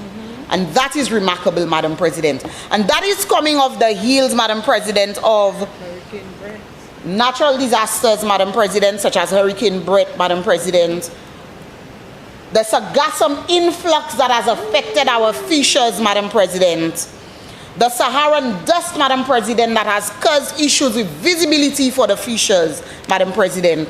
It means that two things have happened. The farmers and the fishers of this country has continued to be resilient in their quest to ensure that they contribute positively to food production in this country, and that the government of St. Lucia has continued to support the industry, Madam President. Madam President, we saw the loss of income when farmers did not have boxes, Madam President. And this government did not sit down and say that it was the business of a private entity to provide boxes for the farmers, Madam President. What this government did is to compensate the farmers in some way or fashion for the lost income, Madam President. Madam President, when Hurricane Beryl ravaged the shores of Soufrière, Madam President, and the aftermath saw fishing vessels in the cemetery, Madam President, the government did not sit behind and say it was Hurricane Beryl who did it, and so we will do nothing about it, Madam President. What we saw is assistance to the fishers, Madam President. Madam President, we've seen over $1.8 million in assistance to the sector, Madam President, to help restore production. Madam President, we've seen distribution of oil. We have seen over 39,000 bags of fertilizer, over 32,000 bags of lime, Madam President. The restoration, and Madam President, that one is very, very dear to me. The restoration of farm labor program, Madam President. And you noted in my preamble, I noted that the Labour Party government always adds an additional prong, Madam President, to the ladder of success in this country. Madam President, under the previous dispensation of a St. Lucia Labour Party, we saw the introduction under the National Initiative to Create Employment of a farm labor program, where individuals were specifically placed on the farms of farmers in this country, Madam President, to assist them with the labor intensity of what needed to be done on their farm for success. And Madam President, come 2021, qui ça nous gouvernement quitte là, tiye se femme labor support là, Madam President. The government who now stands, and my Senate colleague over there stood today and made a plea for the farmers, Madam President. And whilst I'm very welcoming to the ideas, Madam President, and I'm pretty sure the leader of government business will express similar sentiments. But Madam President, you have to ask yourself, is it a case where she was not listened to in the administration that she was a part of or associated to, or has she just come of lightning at this point, Madam President? A program that assisted farmers, and coming from a rural community like her, Madam President, coming from a community that we have farmers, Madam President, very reliant on farming, Madam President. We welcome the farm labor program. Madam President, I remember this young lady from my community who, when the first cohort of labor farm support workers were rolled out, she said, coming from a farming family herself, her husband and her boys, that's what they do for a living, they farm. And she had missed that first opportunity to be in the program. Now I remember when the second level of training started, that young lady had to leave Vigier on a morning and go to Choiseul on a farm to get the training. But she did it diligently every day, and she became trained and she was attached to the program with 4 children, Madam President. But you know what happened in 2021? Because they did not see the value, in 2016, sorry, they did not see the value of supporting the farmers, and they did not see the value of keeping what they deemed 90% of labor supporters were the ones under that program. And I'm happy that now over 115 persons have been assigned to assist over 200 farmers on their farms, Madam President. Madam President, we've seen expansion in market opportunities to areas such as Martinique, Barbados, Trinidad and Tobago, and Antigua. And this government has not sat there et dit farmer, nous te ani document à la des nous qui te assis pour voir fig Martinique et France. And it didn't work out, Madam President. It did not work out. The regular and traditional routes have not worked out, but this government has ensured that we've looked at the other market, whether it's a regional market, whether it's eat more bananas a day that they laughed at, Madam President, whether it is eat what you grow and grow what you eat, or whether it is Martinique, Barbados, Trinidad and Tobago and Antigua, Madam President, this government continues to ensure that the farmers have a place to sell their bananas. Madam President, nous pas ça oublier, nous pas ça afford pour quitter farmer oublier. Manière yo teni pour baye ka boise moun ka parler about manière ça ka fait yo kwevche pour we farmer teni pour jeter figue. Madam President, qui moun qui cause yo pour te jeter figue là? We're going to be honest about it. There is much more work that needs to be done. There is many more areas that we need to look into to create sustainability for the farmers, to create more reliable markets. But à nous pas oublier, Madam President. Madam President, construction of jetties and notably the Micoud jetty, Madam President, and again building on the legacy that was already created.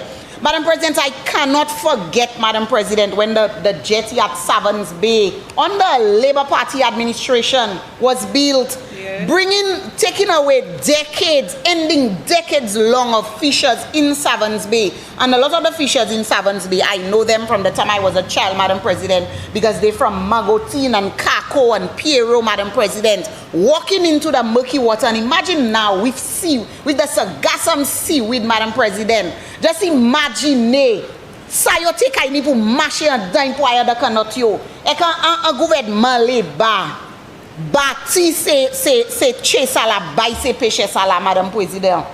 And an additional one in the Micoud jetty, Madam President.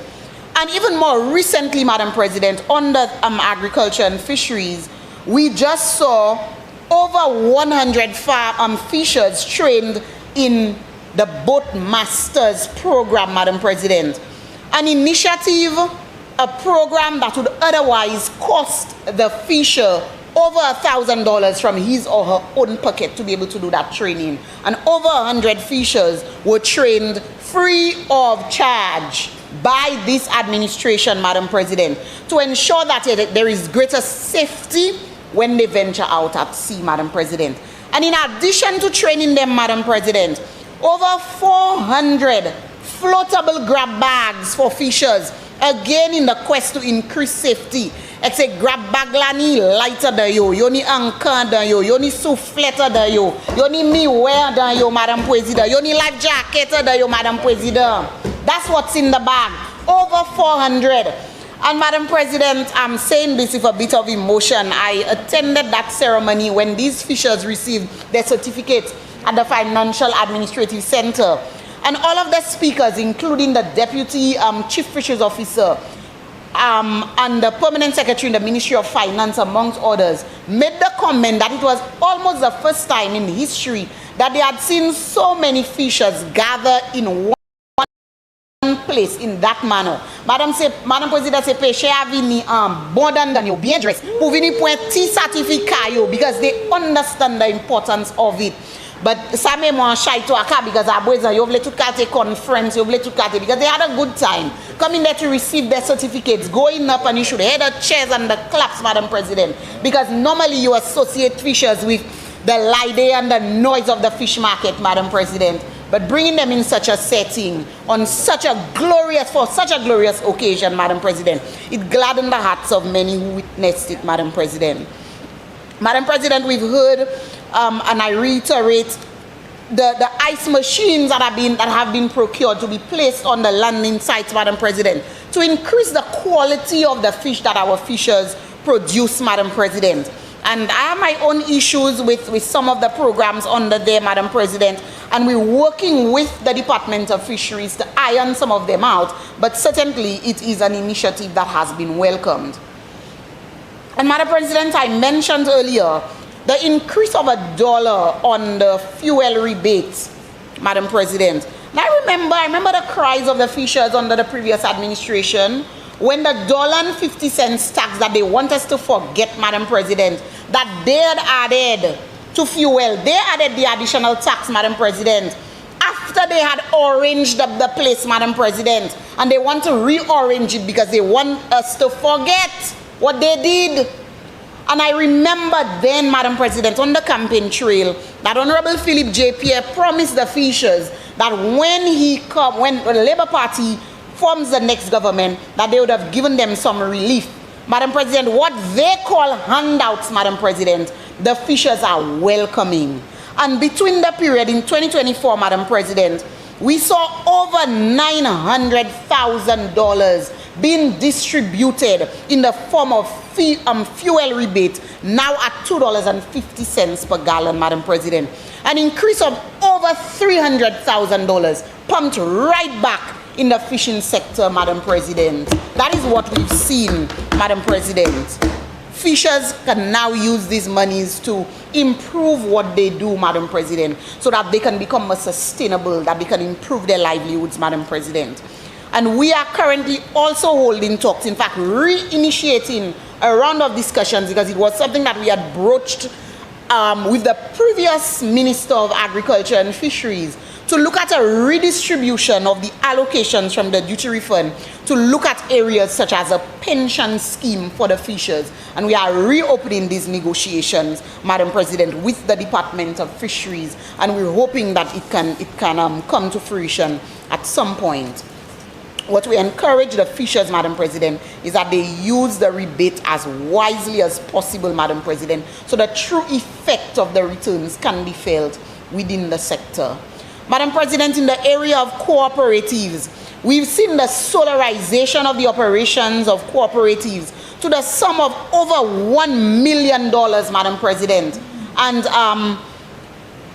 I mean, I've been on the ground, and you hear the feedback from the fishers, from the cooperatives, Madam President, especially in Soufre and in Ancillary, where the idea is that the amounts that the cooperatives will save on paying fuel at the end of the month will now be used to support initiatives such as pensions and so on for members of the cooperatives, Madam President. And the Ministry of Commerce, where cooperatives fall, was very instrumental in assisting the cooperatives with doing some of the preliminary work, such as the electrical assessments, to determine what they needed to do in order to move to solarization.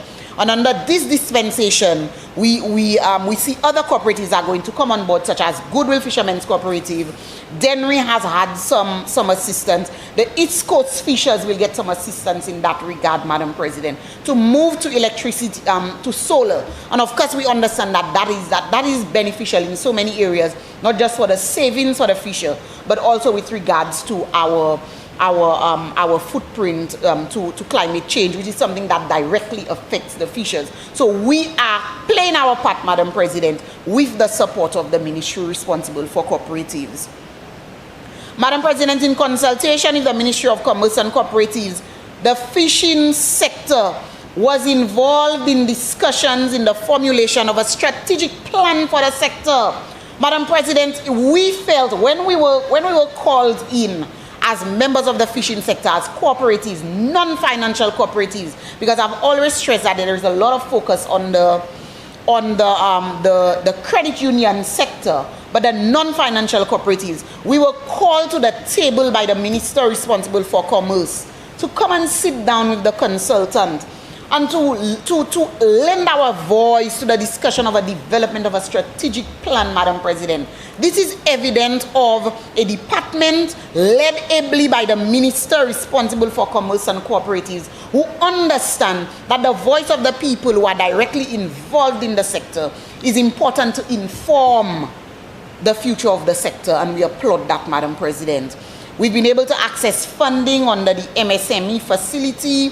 I have spoken about some of the initiatives under the UBEC World Bank program, and I know some fishers directly were able to apply for funding under the World Bank MSME Matching Grant Program, again facilitated through the assistance of the Department of Cooperatives.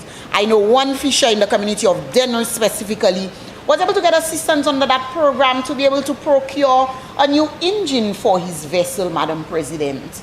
A new engine for his vessel. Madam President, the new focus is on added value and sustainable methods such as dehydration, increased focus on aquaculture, and so on. And whilst I'm on that, Madam President, I need to point out that we have been done a disservice in this sector. The farmers, the fishers especially, have been done a disservice, and the farmers as well, with what was the closing down of the Fish Marketing Corporation and the St. Lucia Marketing Board, Madam President. I am happy that the Marketing Board has gotten what appears to be a new life, Madam President. But the Fish Marketing Corporation seems to have died. What was it? Died dead. that the terms of the dead minister, died dead, Madam President. And Lucian Blue Ocean came on the scene, and of course we did not want to at the time predict doom and gloom, Madam President, but even without our prediction, we saw what happened. Under this administration, we have seen Lucian Blue Ocean being given a bit of life again, Madam President, and we're looking to see whether it will work for us this time. We are holding discussions with the ministry officials to determine how Lucian Blue Ocean can work, Madam President. It's unfortunate, and the reality is, the word on the ground is that the fishers are almost totally opposed to Lucian Blue Ocean, Madam President. But we are keeping them hopeful, Madam President, that perhaps this time around there will be some differences in the negotiations that the government of St. Lucia did with that entity, so that it can work for the purpose for which the Fish Marketing Corporation was established, Madam President. And so we're looking forward to that, Madam President. The industry is grateful for the commitment of the Ministry of Commerce in dialoguing and collaborating, creating a very good collaboration, Madam President, between the Ministry of Agriculture and the Ministry of Commerce and Cooperatives. We are grateful for the work of Export St. Lucia, Madam President, because we have seen in the CMOS subsector, for example, that the thrust to add value, Madam President, to the products in that sector, of course, will only lend itself to adding increased revenue potential for the sector. Madam President, all over this country, the policies of this administration is ensuring that positive change is seen through the corridors of this country, Madam President. And this is commendable, Madam President. We hear sometimes the lament of the opposition, it's not enough. It's not enough. We should have done it this way or we should have done it that way, Madam President. But we are seeing the fruits of the labor of this administration, Madam President. And this is commendable. This government is doing exactly what a government must and should do for its people. It's lifting its people up, Madam President, one step at a time, one sector at a time, to ensure that there is greater progress in this country, greater prosperity, Madam President.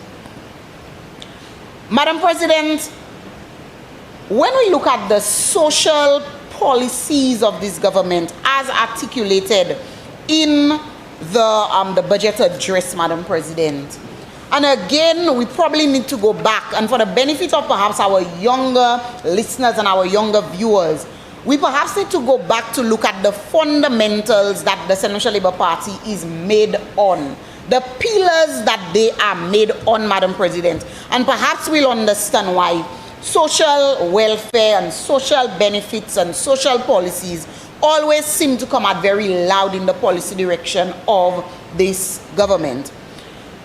Madam President, and I think it was probably the leader of government business in his presentation of the bill today that indicated that how could you go wrong not supporting the initiatives of this budget 2025-2026?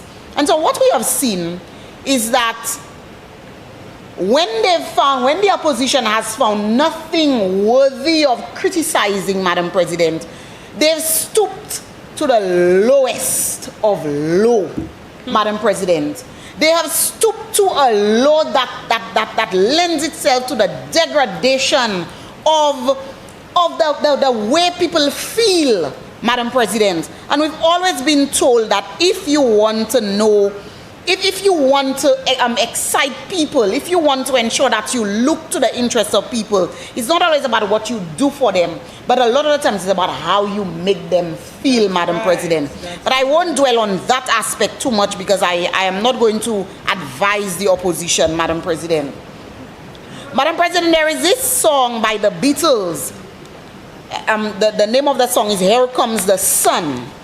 And again, as I listened and I read through the budget address, Madam President, some of the words in that song came to mind. Little darling, it's been a long, cold, lonely winter. It feels like years since it's been there. Little darling, the smiles are returning to the faces. Little darling, it seems like years since it's been there. Here comes the sun. And for me, these policies speaks to the sun, Madam President, after so many years. And Madam President, the term righting the wrong comes to mind as well. Righting the wrong. And whilst many persons, especially persons who are associated with the government, has been lambasting the opposition for using the terminology righting the wrong, Madam President, I am happy. I am very happy with the term, Madam President. But the question they need to ask is, who's wrong? And which wrong, Madam President? Rights are being wronged, wrongs are being right, wrongs are being right. But it's whose wrongs are they righting, Madam President? Wrongs are being righted. Wrongs are being righted, Madam President. Madam President, when I hear of the administrative center in Viewfort back on the agenda, Madam President, of this government, it is a wrong that is being righted, Madam President. And a few weeks ago, I listened to the member opposite, Senator Herod Stanislas, at a meeting in Soufrière, and he spoke about the administrative center in Soufrière. Madam President, I felt so insulted, and you know why? Because it begged me to wonder, why is it that Senator Stanislas is crying about what he supposedly describes as the current parliamentary rep stopping or not continuing the administrative center in Soufrière? Mais Senator Stanislas blié, il était un gouvernement qui nous bout administrative center vieux fort, Madam President. Wrong is wrong. So question is it a case of a continuation of the doctrine where it appears that because Senator Stanislas was a parliamentary rep for Soufre, then Soufre becomes more important than Vieux-Fort? That's right. You stopped one to do a next one as if one part of the country was important. We're righting the wrong of this administration. We're righting it. Madam President, up to last week, I had to assist an individual, Madam President, who had to come up to Vieux-Fort on more than one day in order to deal with a record, Madam President. I had to come to a government service, Madam President, and I had to come up to Castries more than once. And so the conversation has not stopped in Vieux-Fort. The conversation in Vieux-Fort has not stopped. Parce si nous teni administrative center nous là, nous pas te kay ni pour monter Castries, pour faire passeport, pour faire birth certificate, pour faire rien. And again, I need to applaud this government, Madam President. And just last week again, in that conversation, I was telling an individual, I remember when my parliamentary rep, the now Minister of Health or the Minister of Agriculture, and it was the first time in a long time we had seen some life given to the Agricultural Extension Office at Beauséjour in the south, Madam President, bringing the services of government to that part of the island. That's an SLP thing, Madam President. The Ministry of Commerce just opened an outlet in Vieux-Fort, Madam President. And when I tell you that this government, sa yo ka fait c'est chaque lè yo ka me un lot twing en l'échelle là, Madam President. Quoi c'est blague moi ka bay, c'est bay sérieux, Madam President. And so I'm happy to see the administrative center back on the agenda. And that is not me saying that the one in Soufre is not needed, Madam President. I want to ensure that the record does not capture me appearing to be opposed to one in Soufre. I am not opposed to one in Soufre. My argument, Madam President, is a supposed hypocrisy in having stopped one in one part of the country and now crying crocodile tears about one in another part of the country, Madam President. That is the problem. Madam President, I sat here and I listened to Senator Polius, an educator by profession, and I sat here some time ago and we hit that desk when she received her last academic accolade, Madam President. And so I listened to her very, very carefully when she speaks of education, Madam President. Who cannot succinctly just accept that this government, and even in previous dispensations of a Labour government, has been the government that has put in the most serious investments and policies, most importantly, in the education sector, Madam President. We cannot argue that, Madam President. And I have stood here before and I have spoken to some of them. Madam President, je n'ai jamais changé comme jeune petit maman. Ka cross love de wiso a l'école. Et moi changer un jour samedi. Maman moi dit yon pour monter chimé because Cecil l'été ka joine un kai block plywood soit dans l'autre commune pour venir mettre en vigé bay maman l'école vigé. Et truck madame Kabouy manger tout bagay pour venir mettre ti chambre l'école à la bay maman là. Et puis Cecil Levier de la même ballon. Because the government then decided to do him a belelesh when he went to his trucks to collect the plywood structure, Madam President. And we surprised when Dr. Kenny Anthony gave the doctrine a name. It's a doctrine that existed a long time ago, Madam President, the Belrose Doctrine. Honorable Dr. Kenny Anthony just bali un non aboueza, mais il était toujours là. Nous pas te vo kay l'école. Bon matin, les moi qui te kay moi 8 heures pour descendre ici à. Mate pe ki manye ishi mate kay l'école because them we take la kay maman moi ka we take l'école à Boisa. So it's safer and it's easier now for my child to access school. And Madam President, I said earlier, as a parent of a child getting ready to write CXC, Madam President, having out of 8 subjects to have only paid 6 subjects because the government of the Honorable Philip J. Pierre paid 2 subjects, Madam President. and his colleagues behind him who are now in Form 4, some of them next year will have 4 out of 8 paid, 50% of the subjects paid. Madam President, a government working for its people. A government working for its people. The fundamental cure to poverty, Madam President. Right. It's not money, Madam President. It's the investment that we put into the knowledge accumulation, the education of our children. Se sakikai asiyeki povte boot apeisa, Madam President. Madam President, and we continue to beat the dead horse of laptops and e-books, Madam President. And I remember the last time that was spoken about in this house, I had a conversation with Senator Stanislaus, and I said, Senator Stanislaus, do you understand what an e-book is? Madam President, my phone, my mobile phone, I have an e-book reader on there, whether it's a Kindle, whether it's e-books, whether it's EPUB, whether it's whatever, with resources on it that can be transferred and become an e-book because it's an electronic device, Madam President. So when we talk about electronic devices, e-books, and the E stands for electronic, anything, whether it's a laptop, whether it is the phone, whether it is the computer, as long as you have the proper hardware on, the proper software on it, Madam President, you can download books and syllabi and so on it, Madam President. So we need to stop beating this horse down. We need to do that. Of course I support. The laptop have more. Of course I support, and I will always support interventions, Madam President, to increase access of knowledge and so on, Madam President. I will always do so. But we need to be careful in the information we put out there.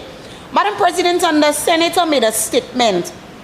She said that even given the now 4 CXCs that some students will get paid, students need to be equipped to succeed. That is true. Senator, you have 10 minutes to complete. Thank you. Students need to be equipped to succeed, but is it that we're saying that we've not been equipping our teachers to be able to lend their knowledge to the success of our students, that now having added something additional, Madam President? Madam President, our students are doing well. Our students are doing well. Just look at the last CSEC results, for example. Yes. Look at the last CPA results, Madam President. They're doing well. But you know where the indictment is on a government? Is when a child has spent 4.5 years at a secondary school, Madam President. And at the end of the 4.5 years, the parent cannot pay for CXC, Madam President. Right. Senator Paulius.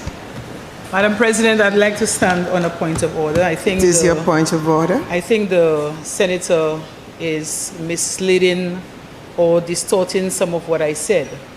And let me say that I did recognize that there are students who do not need the instructional support because whatever they receive in the classroom is adequate.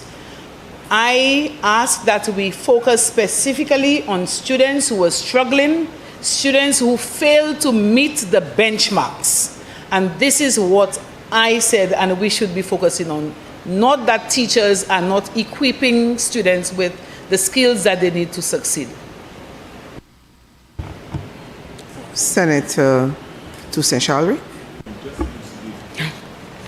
Madam President, I think that was a point of elucidation though, but I think the essence of what I captured is that having paid the additional CXC is an added value to what the teachers are already doing. And yes, we understand that there are students who may need the additional help, Madam President. But the additional help has always been provided. Teachers all over this country have been doing that. The after-school programs have been doing it. We have after-school programs, Madam President. Perhaps the member opposite should tell us what happened to the active after-school programs in areas such as Belleville, Beaufort North. Perhaps that's the question we should ask.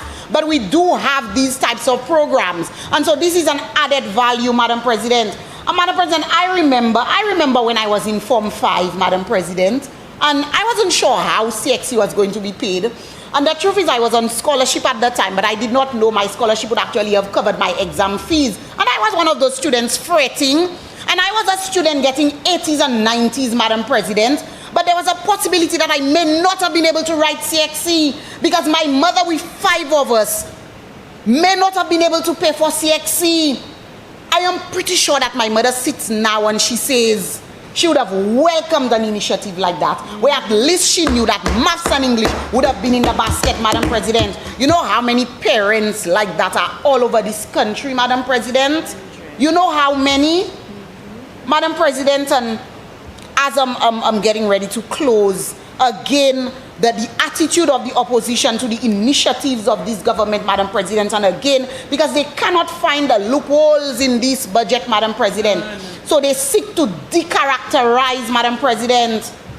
And I don't want to belabor the point so much. The opposition has a right, if they feel that they want to criticize a particular initiative, that they criticize it, Madam President. But when individuals associated with the opposition are going to speak to actualities that are sensitive to people in this country, Madam President, and I'm pretty sure all of us know where we're going with that. The issue of sanitary napkins, and not, Madam President, that I said sanitary napkins. Madam President, I have an 11-year-old girl at my house, and we don't say pads in my house. We say sanitary napkins at my house, referring to it as a collective, Madam President. But we are afraid to touch the sensitive subjects, touching on a subject that is so sensitive, and to make the assertion that is because St. Lucia has reached a low, because St. Lucia has reached a low, that a government will see to putting things in place to address the issue of period poverty. Madam President, do we know how many countries in this world are way behind us on issues like that, Madam President? Madam President, Scotland in 2021 made provisions in its period products free provision in 2021 to ensure that schools are equipped with sanitary products, Madam President. Madam President, Guyana, not too far from us, in 2021, put in place a menstrual hygiene program, and the end result or the deliverable is secondary school girls, Madam President. Madam President, England, L'Angleterre, and 2019, Madam President, our program funded by the government for secondary and college students, Madam President. Madame Président, vous voulez dire que tous ces pays c'est mauvais bail, mauvais en ces pays tellement qui fait gouvernement ces pays Madame Président, l'Angleterre, Madame Président, Madame Président, vous voulez dire que bagay mauvais l'Angleterre tellement gouvernement l'Angleterre prend une décision pour assurer que ces bagay available by jeune filles à dans l'école. Et qu'on a fait un statement à comme quoi dit c'est mauvais bagay mauvais tellement. Madam President, again, the opposition has a right to tear open, and that's the expectation that we had on this side, that the government would really sit down and look at the policy positions being proposed by this government and argue them on the point of merit, Madam President, on the point of merit. Why not St. Lucia, Madam President? What is the concern with us implementing it here? And to make the statement that the minister wants to know how many girls are menstruating, Madam. What are we becoming as a country?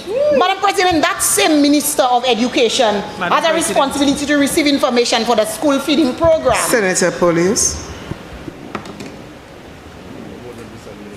Madam President, again, I'm standing on a point of order. I recognize what the senator wants to say, but none of us on this side have made the statement to which the senator refers. So, Madam President, the senator was referring to us on this side of the House, and we have not made such a statement. May I interject? I think the senator said the opposition has a right to dissect or whatever.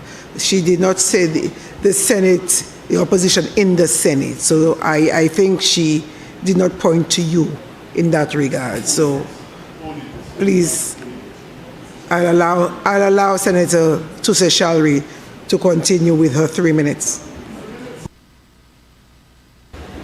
Madam President, even when I began as well, I did indicate that the statement was made by a known individual associated with the opposition. That is what my opening statement for that was. Okay? And so, Madam President, you know what I would love to see happen in this House today, Madam President? I would love to see the individuals, and I know how I felt about that statement, Madam President, and I'm pretty sure I speak for every other individual, at least those seated on this side of the House, Madam President. And what I would love to see, Madam President, is whether all of us in this House, including the members opposite, and I'm happy that the member opposite stood, Madam President, because I should have asked for your permission before now, Madam President, to allow my members to stand with me, Madam President, those who are disassociating themselves with such a degrading statement, to stand up and show their support for this initiative by the government, Madam President. The question is, would the member opposite stand, Madam President? That is the question, Madam President. That is the question, Madam President. Does she disassociate herself with it as a member of the opposition? Stand up. Senator Showa here. Order.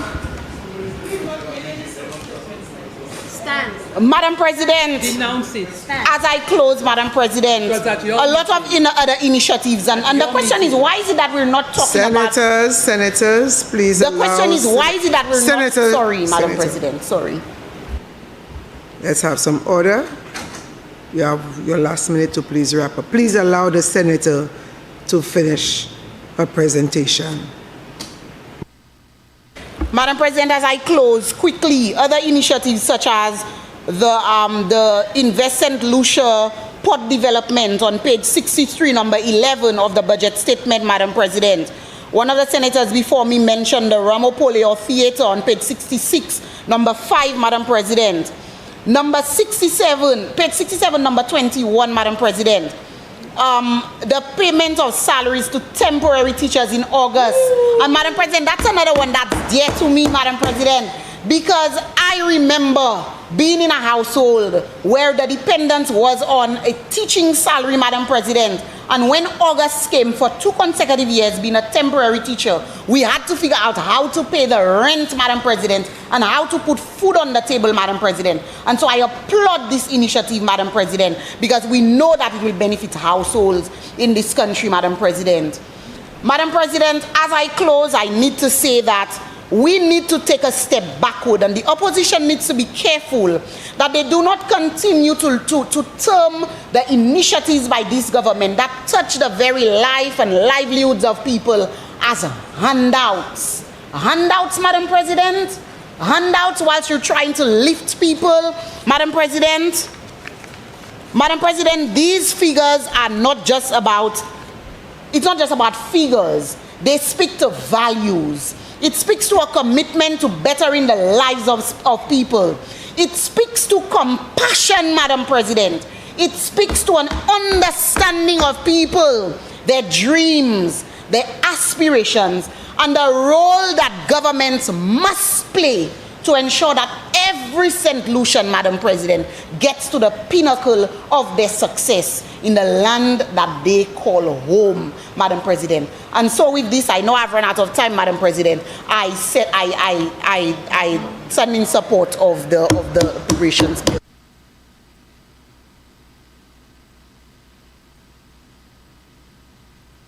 Honorable Leader of Government Business. Madam President, I move for the suspension of the Senate until 3 p.m. Senators, the question is that the sitting of the Senate be suspended until 3 p.m. I now put the question. As many as of that opinion say aye. Aye. As many as of the contrary opinion say no. I think the ayes have it. The ayes have it.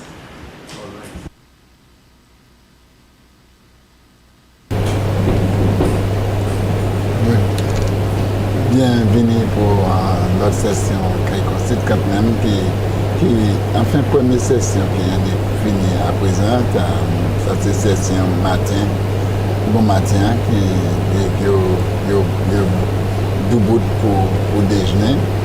Et session Sénat là qui a venu après qui a constitué une session la semaine passée avec normalement le gouvernement ça c'est Sénat là qui a venu après pour continuer ça qui était discuté en constitué là. Je dis Sénat là en plein aujourd'hui, tous ces membres du Sénat là aujourd'hui, avec ils commencé à désigner ça, mais ils commençaient et puis ça c'est président Sénat là, on y va, ça c'est Alvina Reynolds qui a fait parler à ce, enfin, bien de type parole, il dit à ce, c'est Jean Carifta, c'est performance sport, jeunesse en sport, avec particulièrement J.D. Emmanuel qui fait tellement bien. Aussi, il mentionnait ses accomplissements avocat Petra Nelson et puis Kim St. Rose qui j'ai un titre, ça a créé King's Council, ça c'est un titre, un plus gros titre. Avec Jodia, discussion, sénateur Ferdinand qui a assuré face à gouvernement. Il présentait une motion, ça c'est pour budget Premier ministre, avec il détaillait toutes ces différentes places là que le gouvernement a décidé, aussi le gouvernement, accomplissement du gouvernement a passé.